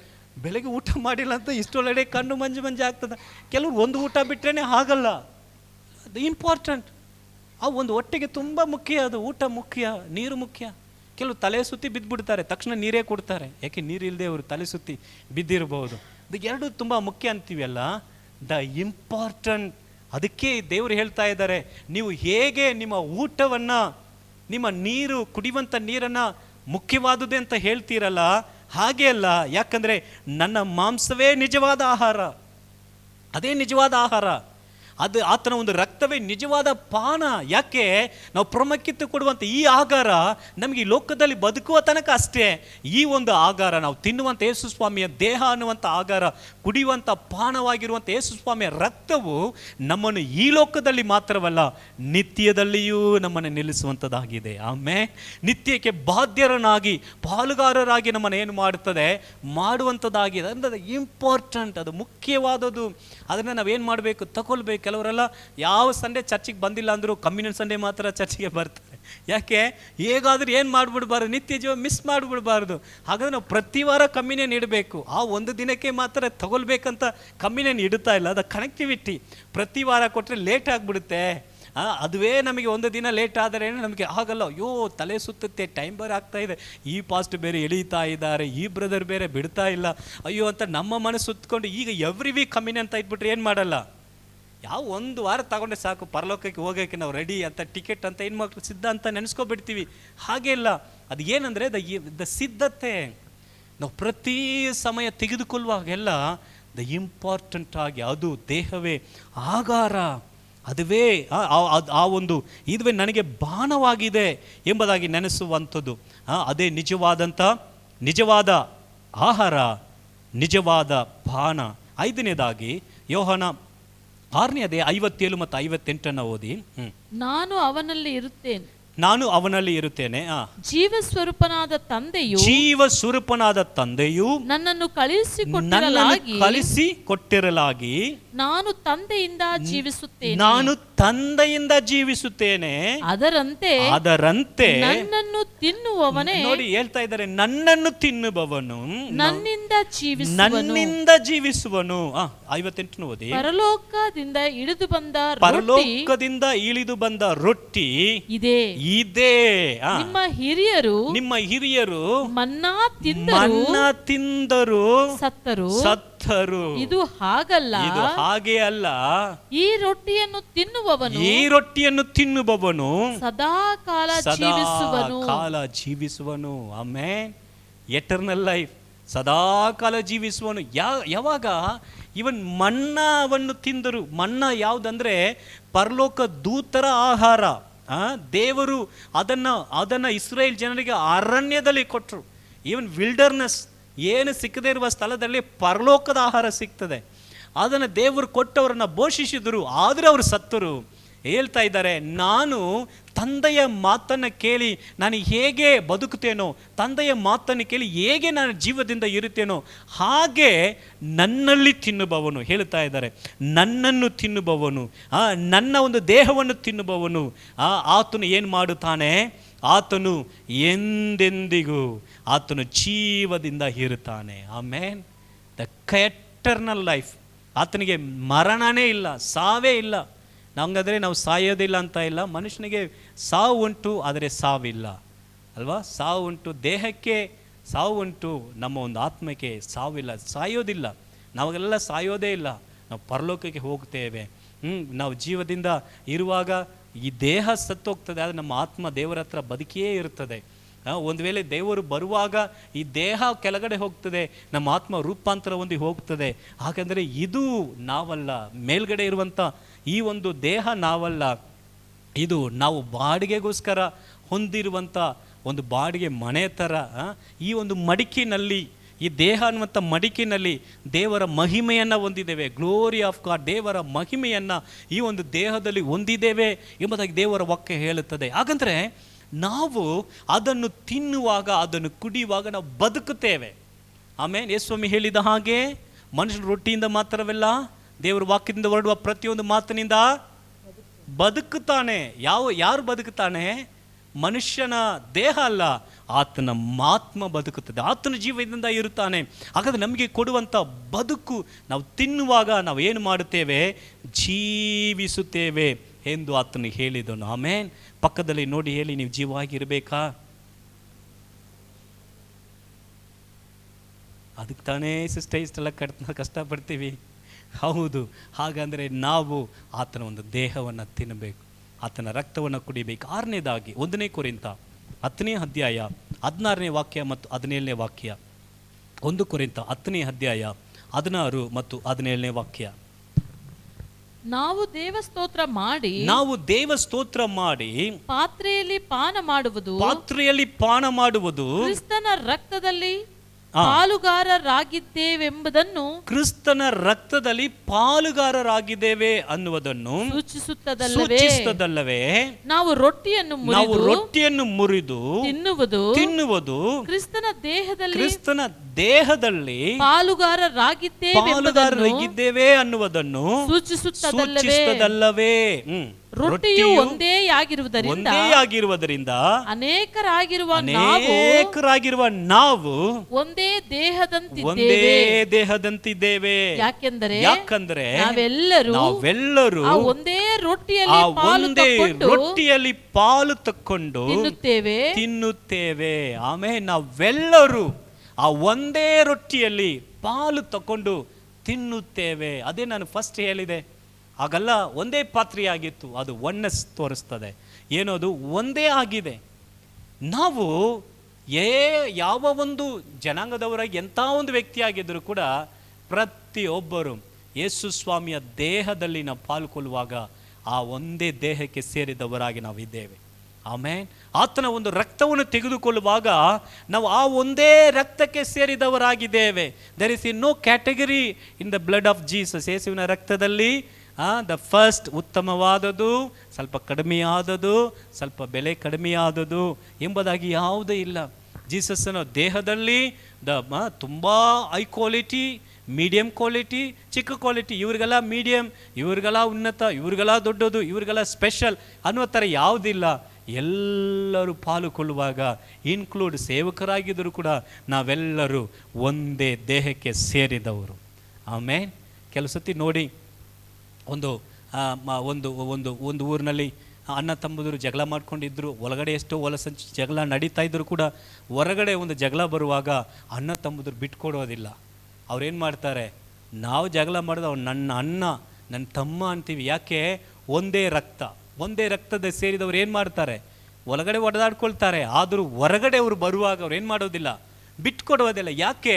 ಒಂದೇ ರಕ್ತ ಅಂತ ಹೇಳ್ತಾರೆ. ನನ್ನ ರಕ್ತ, ನಮ್ಮ ತಂದೆ ರಕ್ತದವ್ರು, ನನ್ನ ಓನ್ ಬ್ಲಡ್ ಅಂತಾರೆ. ಓನ್ ಬ್ಲಡ್ ಬಿಟ್ಕೊಡುವುದಿಲ್ಲ, ಮಕ್ಕಳನ್ನು ಬಿಟ್ಕೊಡುವುದಿಲ್ಲ.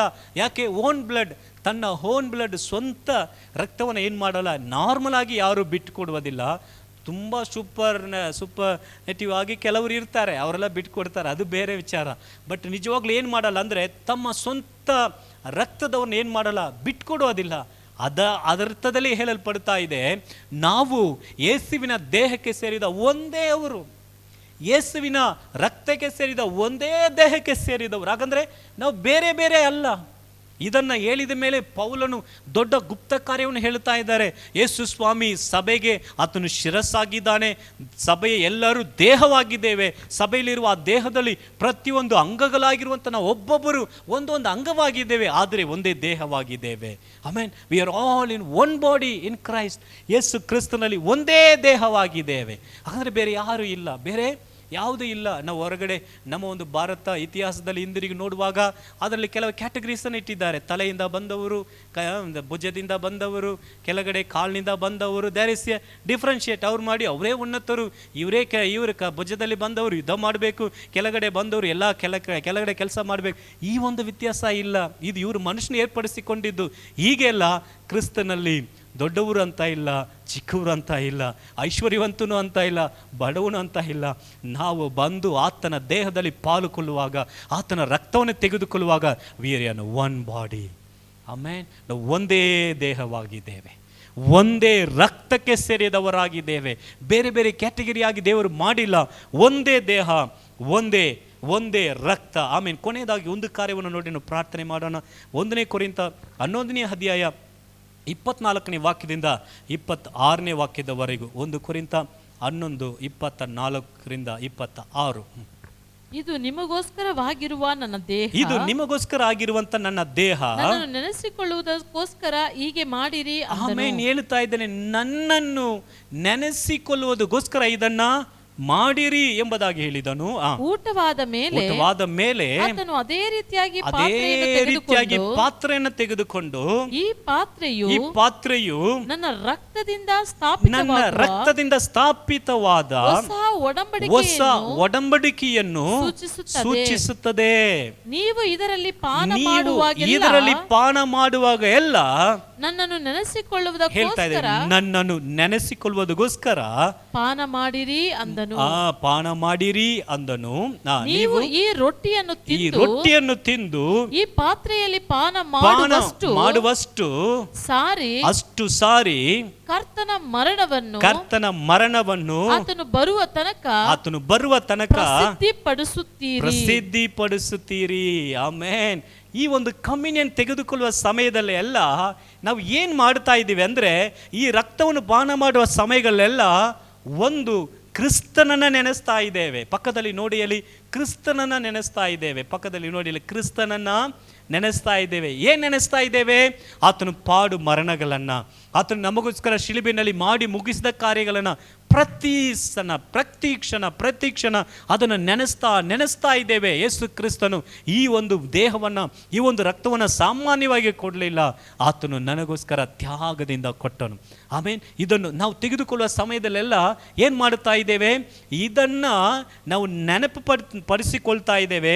ಅದು ಮಾತ್ರವಲ್ಲ, ಆತನು ಬರುವನ ತನಕ, ಆತನು ಪ್ರಸನ್ನನಾಗಿ ಈ ಲೋಕದಲ್ಲಿ ಬರುವ ತನಕ ಆತನ ಬರುವನವನ್ನು ನಾವು ಎದು ನೋಡುತ್ತಾ ಇರುತ್ತೇವೆ. ಆಮೇನ್. ಯಾವಾಗ ನಾವು ಕಮ್ಯುನಿಯನ್ ತೆಗೆದುಕೊಳ್ತೇವೋ ಹಾಗಲ್ಲ, ಯೇಸು ಕ್ರಿಸ್ತನು ನಮಗೋಸ್ಕರ ಪಟ್ಟಂಥ ಮಾಡಿದ ತ್ಯಾಗಗಳು, ನಮಗೋಸ್ಕರ ಪಟ್ಟಂಥ ಪ್ರಯಾಸಗಳನ್ನು ನಾವು ತಿರುಗಿ ಏನು ಮಾಡ್ತೇವೆ? ನೆನಪಿಗೆ ತಂದುಕೊಳ್ಳುತ್ತೇವೆ.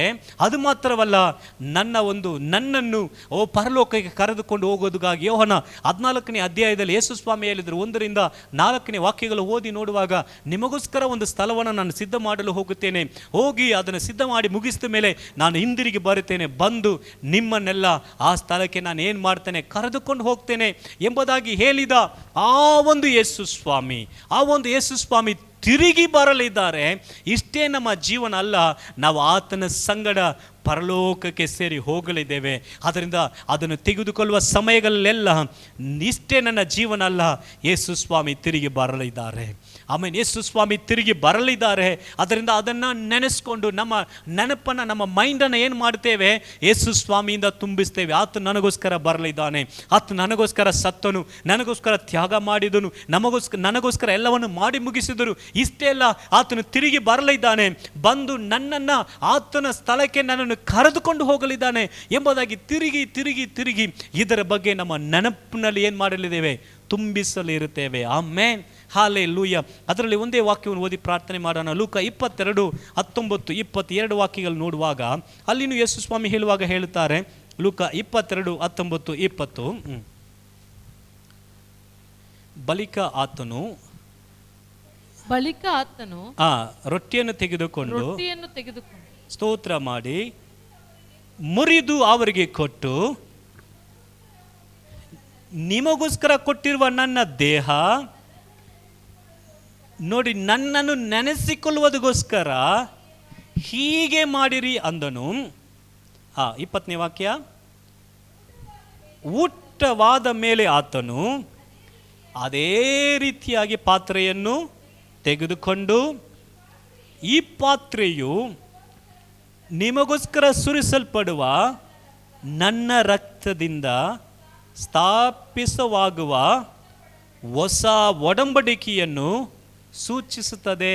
ಆಮೇಲೆ ತಿರುಗಿ ಹೇಳ್ತಾ ಇದ್ದಾರೆ, ನನ್ನನ್ನು ನೆನೆಸಿಕೊಳ್ಳುವುದಕ್ಕೋಸ್ಕರ ಇದನ್ನು ಮಾಡ್ರಿ ಅಂತ ಹೇಳಿ, ಇದು ಹೊಸ ಒಡಂಬಡಿಕೆ, ದ ನ್ಯೂ ಕವನೆಂಟ್, ಹೊಸ ಒಡಂಬಡಿಕೆ. ಆಮೇಲೆ ನಾವು ಪ್ರತಿ ಸಮಯಗಳು ಬಂದು ಆತನ ಒಂದು ಮೇಜಿನಲ್ಲಿ ಕೈ ಹಾಕುವಾಗ, ಯೇಸುವಿನ ದೇಹವನ್ನು ತಿನ್ನುವುದಕ್ಕೆ ತೆಗೆದುಕೊಳ್ಳುವಾಗ, ಆತನ ರಕ್ತವನ್ನು ಕುಡಿಯೋದಕ್ಕೆ ತೆಗೆದುಕೊಳ್ಳುವಾಗ ಸಮಯದಲ್ಲಿ ಎಲ್ಲ ನಾವು ನಮ್ಮ ನೆನಪಿಗೆ ಬರಮಾಡಿಕೊಳ್ಳುತ್ತೇವೆ.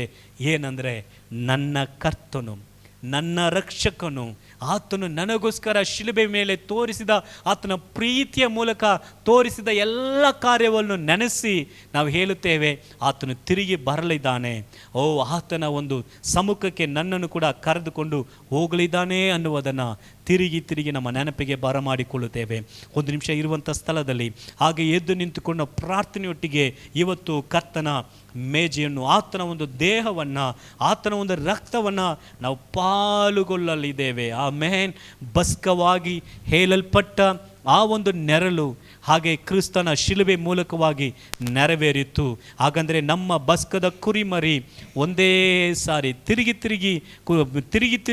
ಒಡೆಯಲ್ಪಡುವಂಥದ್ದು, ಯಜ್ಞವಾಗಿ ಸಲ್ಲಿಸಲ್ಪಡುವಂಥದ್ದಲ್ಲ, ಒಂದೇ ಸಾರಿ ಆತನು ನಮಗೋಸ್ಕರ ಶಿಲುಬೆ ಮೇಲೆ ತನ್ನನ್ನು ಆತನು ಕೊಟ್ಟು ಬಿಟ್ಟನು. ಆಗ ನಾವು ಕರ್ತನ ಮೇಜಿನಲ್ಲಿ ತೆಗೆದುಕೊಳ್ಳುವ ಎಲ್ಲ ಸಮಯದಲ್ಲಿ ಅದನ್ನು ತೆಗೆದುಕೊಳ್ಳುವಾಗ, ಇದರಿಂದಲೇ ನನಗೆ ನಿತ್ಯ ಜೀವ ಉಂಟು, ಇದನ್ನು ತೆಗೆದುಕೊಳ್ಳುವಾಗಲೇ ನಾನು ಕೊನೆಯ ದಿನದಲ್ಲಿ ನಾನು ಎಬ್ಬಿಸಲ್ಪಡುತ್ತೇನೆ, ಇದನ್ನು ತೆಗೆದುಕೊಳ್ಳುವಾಗಲೇ ಕ್ರಿಸ್ತನಲ್ಲಿ ನಾನು ನೆಲೆಯಾಗಿ ನಿಂತಿರುತ್ತೇನೆ, ಇದೇ ನಿಜವಾದ ಭೋಜನ, ಇದೇ ನಿಜವಾದ ಪಾನ, ಇದನ್ನು ತೆಗೆದುಕೊಳ್ಳುವ ಸಮಯಗಳೆಲ್ಲ ನಾನು ಬದುಕುತ್ತಾ ಇರ್ತೇನೆ, ಆರೋಗ್ಯವಾಗ್ತಾ ಇರ್ತೇನೆ, ಬಲವನ್ನು ಹೊಂದಿಕೊಳ್ತಾ ಇದ್ದೇನೆ. ಇದನ್ನು ತೆಗೆದುಕೊಳ್ಳುವಾಗೆಲ್ಲ ನಾನು ಒಂದೇ ದೇಹಕ್ಕೆ ಸೇರಿದವಳಾಗಿ ನಾವು ಇರುತ್ತೇವೆ. ಅದೇ ರೀತಿಯದು ಪಾನ ಪನ್ನುವ ಸಮಯಗಳಲ್ಲಿ, ಇದು ತಿನ್ನುವ ಸಮಯದಲ್ಲೆಲ್ಲ ಆತನನ್ನು ನಾವು ನೆನೆಸಿಕೊಳ್ಳುತ್ತೇವೆ, ಆತನ ತ್ಯಾಗವನ್ನು ನೆನೆಸಿಕೊಳ್ಳುತ್ತೇವೆ. ಹಾಲೆಲೂಯಾ. ಯೇಸು ಸ್ವಾಮಿ ಆ ಒಂದು ದಿನದಲ್ಲಿ ಆತನು ಆಚರಿಸಿದ್ದು ಬಸ್ಕ, ಆದರೆ ಇವತ್ತು ನಾವು ಆಚರಿಸ್ತಾ ಇರುವಂಥದ್ದು ಯೇಸು ಸ್ವಾಮಿಯ ಮರಣ, ಯೇಸು ಸ್ವಾಮಿಯ ರಕ್ತ, ಯೇಸು ಸ್ವಾಮಿಯ ದೇಹ. ಹಾಲೆಲೂಯಾ. ಆತನು ಕುರಿಮರಿಯಾಗಿ, ಆತನ ಯಜ್ಞದ ಕುರಿಮರಿಯಾಗಿ, ಆತನು ತನ್ನನ್ನೇ ಒಪ್ಪಿಸಿಕೊಟ್ಟು ನಮ್ಮನ್ನು ಬದುಕಿಸಬೇಕೆಂಬುದಾಗಿ ಆತನೇ ತನ್ನ ಜೀವನವನ್ನು ಕೊಟ್ಟು ಬಿಟ್ಟನು. ಹಾಲೆಲೂಯಾ. ಆತನು ಕೈ ಕಾಲುಗಳಲ್ಲಿ ಆತನು ಮೊಲೆಯನ್ನು ಒಡಿಸಿಕೊಂಡನು. ಹಾಲೆಲೂಯಾ. ಆತನು ನಮಗೋಸ್ಕರ ರಕ್ತವನ್ನು ಎಲ್ಲವನ್ನ ಆತನು ಸುರಿಸಿ ಬಿಟ್ಟನು. ಪ್ರತಿ ಸಮಯ ಆತನ ಒಂದು ರಕ್ತದಲ್ಲಿಯೂ ಆತನ ಒಂದು ದೇಹದಲ್ಲಿಯೂ ಪಾಲುಕೊಳ್ಳಲು ಬರುವ ಎಲ್ಲ ಸಮಯಗಳಲ್ಲಿ ಇದನ್ನು ನಮ್ಮ ನೆನಪಿಗೆ ನಾವು ತಂದುಕೊಳ್ಳಬೇಕು. ಇವತ್ತು ನಾವು ಕಮ್ಯುನಿನಲ್ಲಿ ಪಾಲ್ಗೊಳ್ಳಲಿದ್ದೇವೆ. ಓ ಹಾಲೆಲೂಯಾ. ರಿಕಲಬದರಗಡಲರ ಯಜ್ಞದ ಕುರಿಮಾರಿಯೇ, ನನ್ಯೇಸುರಾಜನೇ,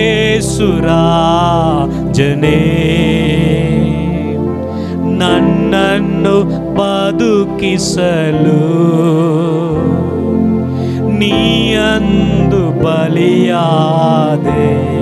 ಎಲ್ಲರೂ ಸೇರಿ ಹೇಳುವ, ಯಜ್ಞದ ಕುರಿಮಾರಿಯೇ, ನನ್ಯೇಸುರಾಜನೇ,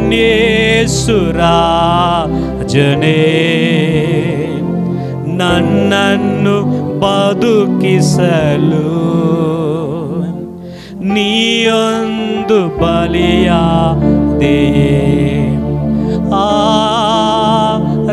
ಆರಾಧನೆ,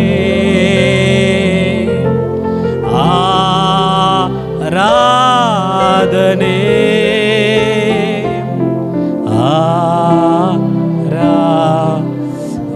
ಶಕರಗದಲರ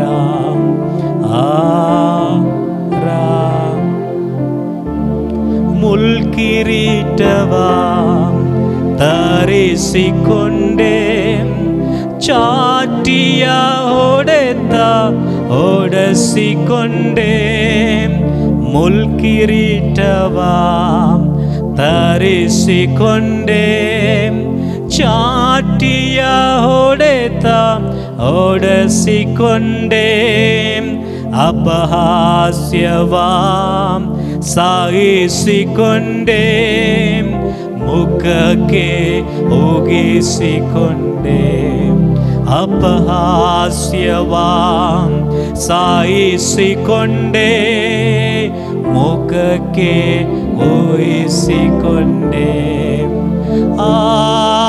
ಆರಾಧನೆ,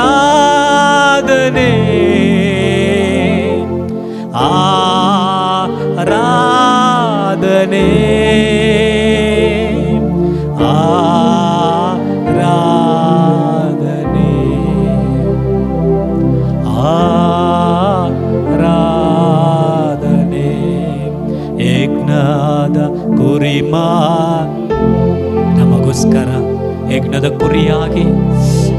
ನಮಗೋಸ್ಕರ ಹೊಡೆಯಲ್ಪಟ್ಟ, ನಮಗೋಸ್ಕರ ಮುರಿಯಲ್ಪಟ್ಟ, ನಮಗಾಗಿ ರಕ್ತವನ್ನು ಸುರಿಸಿದ, ನಮ್ಮನ್ನು ಬದುಕಿಸುವುದಕ್ಕಾಗಿ ನೀನಂದು ಬಲಿಯಾದೆ, ಯಜ್ಞದ ಕುರಿಮಾರಿಯೇ ನನ್ನೇಸುರ ನನ್ನನ್ನು ಬದುಕಿಸಲು ನೀನೊಂದು ಬಲಿಯಾದೆ. ಕೈಕಾಲ್ಗಳಲ್ಲಿ ಮೊಲೆ ಹೊಡೆದರು, ಬರ್ಜಿಯ ತಿವಿಯ ಪಕ್ಕೆಯಲ್ಲಿ ಕೈಗಾಲ್ಗಳಲ್ಲಿ ಮೊಲೆ ಹೊಡೆದರು, ಬರ್ಜಯ ತಿವಿಯ ಪಕ್ಕೆಯಲ್ಲಿ ಆ ರಕ್ತವು ಸುರಿಯಿತು ತರೆಯಲ್ಲಿ, ನಮ್ಮೆಲ್ಲರ ಪಾಪವ ತೀರಿಸಿತು. ಆ ರಕ್ತವು ಸುರಿಯಿತು ತರೆಯಲ್ಲಿ, ನಮ್ಮೆಲ್ಲರ ಪಾಪವ ತೀರಿಸಿತು. ಆರಾಧನೆ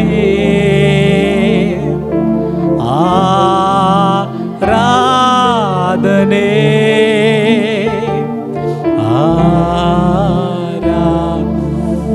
ಶಕರಲರೇ ಆರಾಧನೆ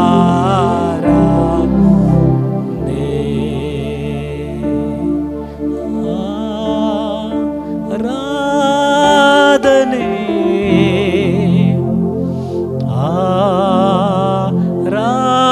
ಆರಾಧನೆ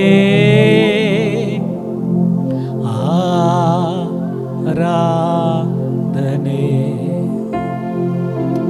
ಓ ಶಕರಕತಲ, ಓ ಆರಾಧನೆಯಪ್ಪ. ಒಂದೆರಡು ಮೂರು ನಿಮಿಷಗಳು ಹಾಲೆಲೂಯ ಆತನ ಶಿಲುಬೆಯನ್ನ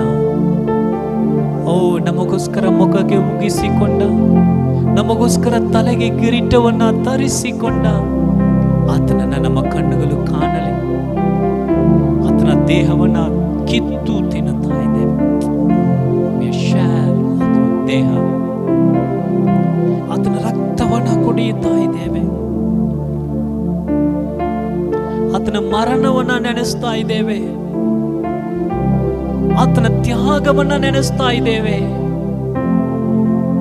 ಆತನ ಬರುವನವನ್ನ ನೆನೆಸ್ತಾ ಇದ್ದೇವೆ. ಶಕರಗದಲರ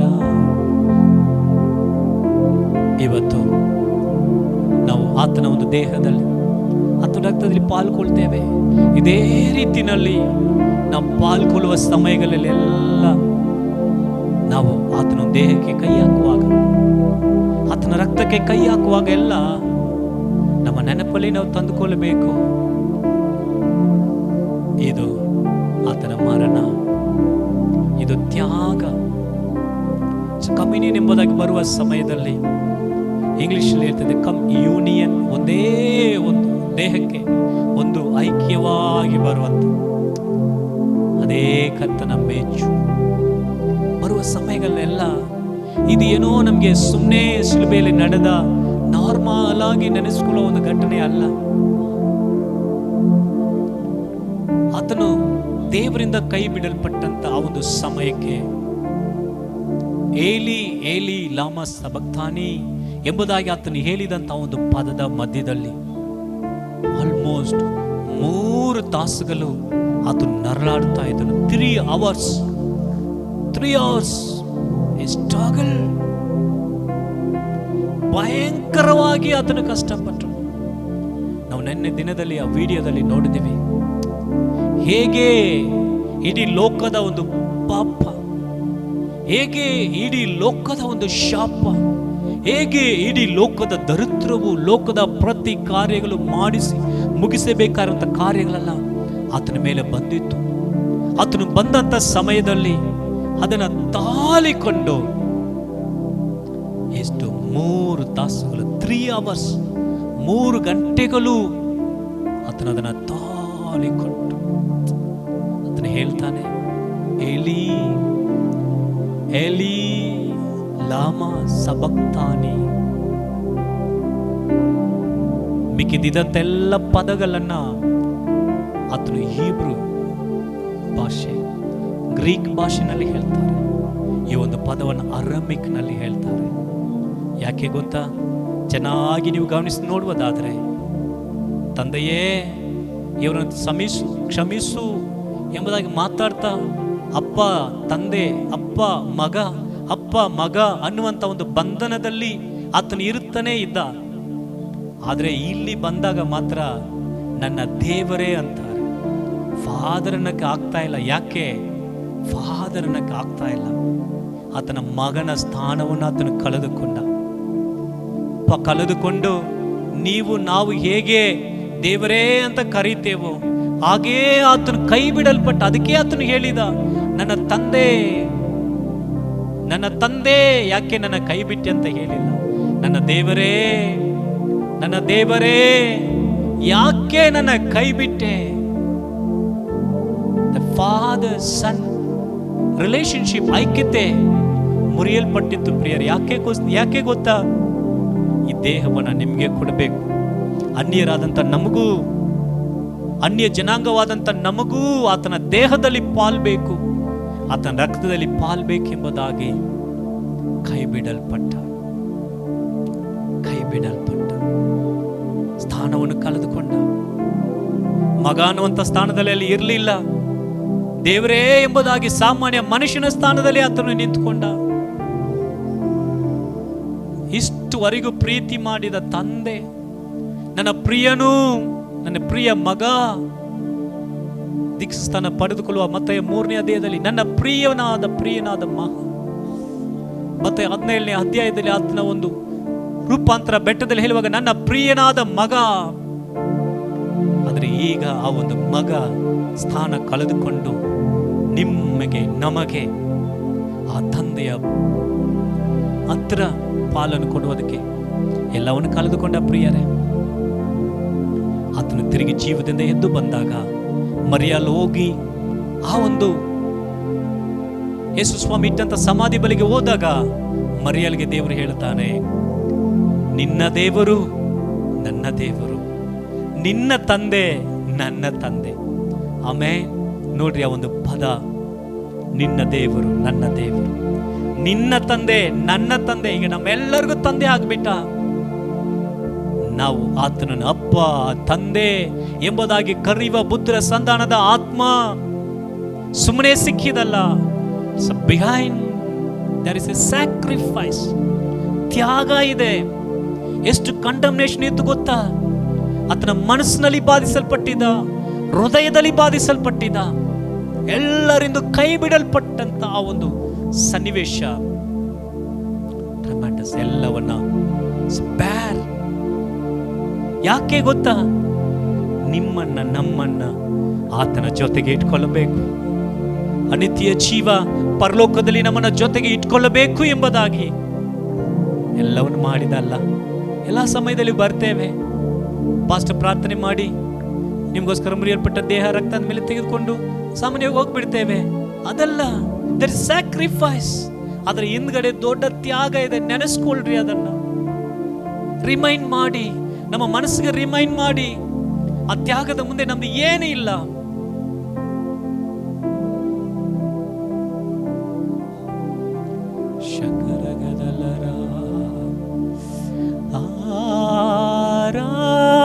ಆರಾಧನೆ ಆರಾಧನೆ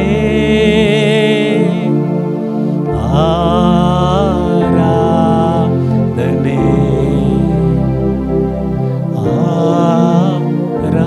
ಆರಾಧನೆ.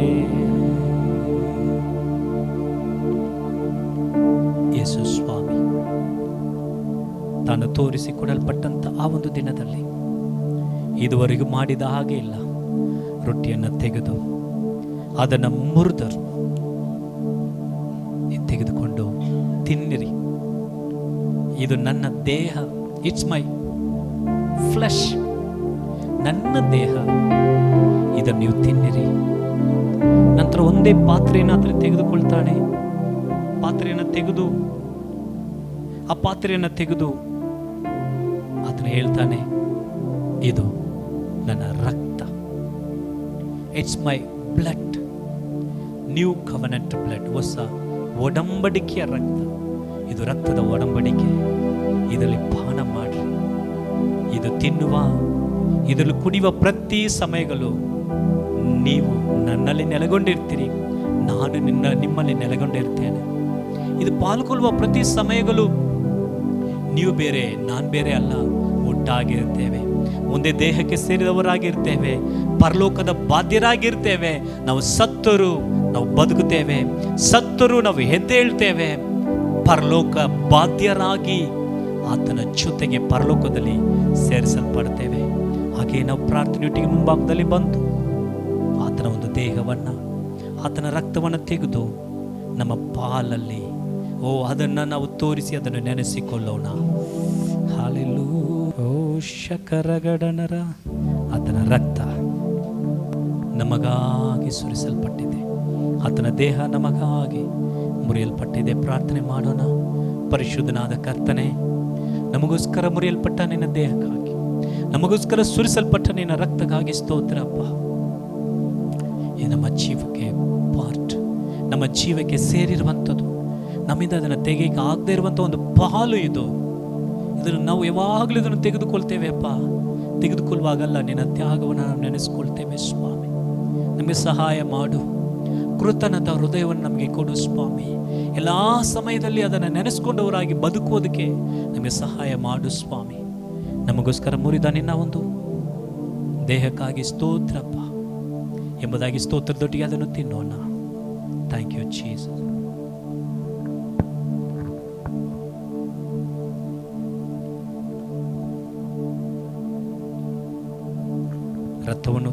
ರಸವನ್ನು ತೆಗೆದುಕೊಂಡು ನಮಗಾಗಿ ಸುರಿಸಲ್ಪಟ್ಟ ನಿನ್ನ ರಕ್ತಗಾಗಿ ಸ್ತೋತ್ರ ದೇವರೇ ಎಂಬುದಾಗಿ ಸ್ತೋತ್ರದೊಟ್ಟಿಗೆ ಅದರಲ್ಲಿ ಪಾನ ಮಾಡೋಣ.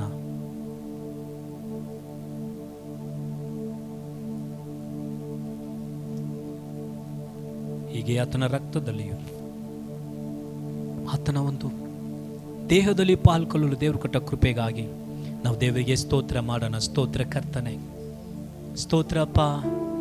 ಬಲಗೈ ನೇತಿ ಸ್ತೋತ್ರ ಅಂತ ಹೇಳೋಣ. ಸ್ತೋತ್ರ ರಾಜ, ವಂದನೆಗಳು ಸ್ವಾಮಿ, ವಂದನೆಗಳು ಅಪ್ಪ, ವಂದನೆಗಳು.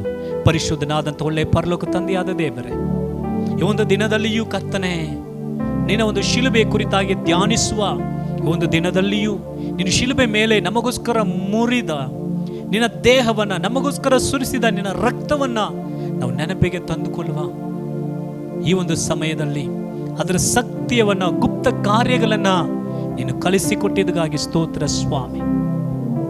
ಮುಂದುವರೆದು ನಮಗೆ ಸಹಾಯ ಮಾಡು ಸ್ವಾಮಿ. ನಿನ್ನ ಆಳ್ವಿಕೆಗೆ ನಾವು ಒಪ್ಪಿಸಿಕೊಡ್ತಾ ಇದ್ದೇವೆ.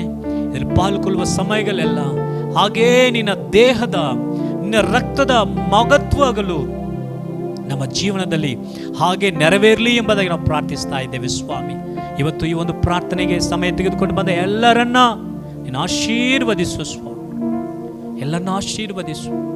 ಹಾಗೆ ಆನ್ಲೈನಲ್ಲಿ ನೋಡುವಂಥವರೆಲ್ಲರನ್ನು ಕೂಡ ಆಶೀರ್ವದಿಸು ಸ್ವಾಮಿ. ನಮ್ಮೆಲ್ಲರನ್ನ ನಾಳೆ ದಿನದ ಅಪ್ಪ ಗುಡ್ ಫ್ರೈಡೇ ಶುಭ ಶುಕ್ರವಾರದ ಆ ಒಂದು ಆರಾಧನೆಗೋಸ್ಕರ ನಮ್ಮನ್ನು ಸಿದ್ಧಗೊಳಿಸು ಸ್ವಾಮಿ. ನಾವೆಲ್ಲರೂ ಸೇರಿ ಬಂದು ನಿನ್ನ ಶಿಲುಬೆಯ ಬಗ್ಗೆ, ನಿನ್ನ ಶಿಲುಬೆಯನ್ನು ಧ್ಯಾನಿಸಿ ನಿನ್ನ ಸಮ್ಮುಖದಲ್ಲಿ ನಿನ್ನನ್ನು ಸ್ತುತಿಸಿ ಕೊಂಡಾಡಲು ಸಹಾಯ ಮಾಡು ಸ್ವಾಮಿ. ನಾಳೆ ದಿನದಲ್ಲಿ ಶಿಲುಬೆ ಬಗ್ಗೆ ನಾವು ಧ್ಯಾನಿಸುವಾಗಲೇ ದೊಡ್ಡ ಅದ್ಭುತಗಳು ನಡೆಯಲಿ ಅಪ್ಪ, ದೊಡ್ಡ ಮಹತ್ವ ಕಾರ್ಯಗಳು ನಡೆಯಲಿ ಅಪ್ಪ. ಎಲ್ಲರೂ ಬಂದು ಸೇರುವುದಕ್ಕೆ ತಕ್ಕ ಕ್ರಿಯೆಗಳು ಕೈಗೂಡಿ ಬರಲಿ. ತಡೆಗಳೆಲ್ಲವನ್ನ ಮುರಿದಾಕಿರಿ, ತೆಗೆದಾಕಿರಿ. ನಿನ್ನ ಪ್ರಸನ್ನತೆ ಎಲ್ಲರನ್ನ ತೆಗೆದುಕೊಂಡು ಬರಲಿ. ಈ ಸ್ಥಳದಲ್ಲಿ ನಿನ್ನ ದೊಡ್ಡ ಕಾರ್ಯಗಳನ್ನು ಮಾಡಿರಿ ಎಂಬುದಾಗಿ ಪ್ರಾರ್ಥಿಸ್ತಾ ಇದ್ದೇವೆ ಸ್ವಾಮಿ. ನಿನ್ನ ಆಳ್ವಿಕೆ ಎಲ್ಲವನ್ನು ಸಮರ್ಪಿಸ್ತೇವೆ ಅಪ್ಪ. ನಿನಗೆಲ್ಲ ಘನತೆ ಮಹಿಮೆ ಸಲ್ಲಿಸ್ತೇವೆ. ಯೇಸುವಿನ ನಾಮದಲ್ಲಿ ಪ್ರಾರ್ಥಿಸ್ತೇವೆ ಜೀವವುಳ್ಳ ಒಳ್ಳೆಯ ತಂದೆಯೇ, ಆಮೇನ್. ಸೇರಿ ಹೇಳೋಣ. ನನ್ನ ಮನವೇ ಯೆಹೋವನನ್ನು ಕೊಂಡಾಡು, ನನ್ನ ಸರ್ವಂದರಗಳೇ ಆತನ ಪವಿತ್ರ ನಾಮವನ್ನು ಕೆತ್ತಿಸು. ನನ್ನ ಮನವೇ ಯೆಹೋವನನ್ನು ಕೊಂಡಾಡು, ಆತನ ಮಾಡಿದ ಉಪಕಾರಗಳಲ್ಲಿ ಒಂದನ್ನು ಮರೆಯಬೇಡ.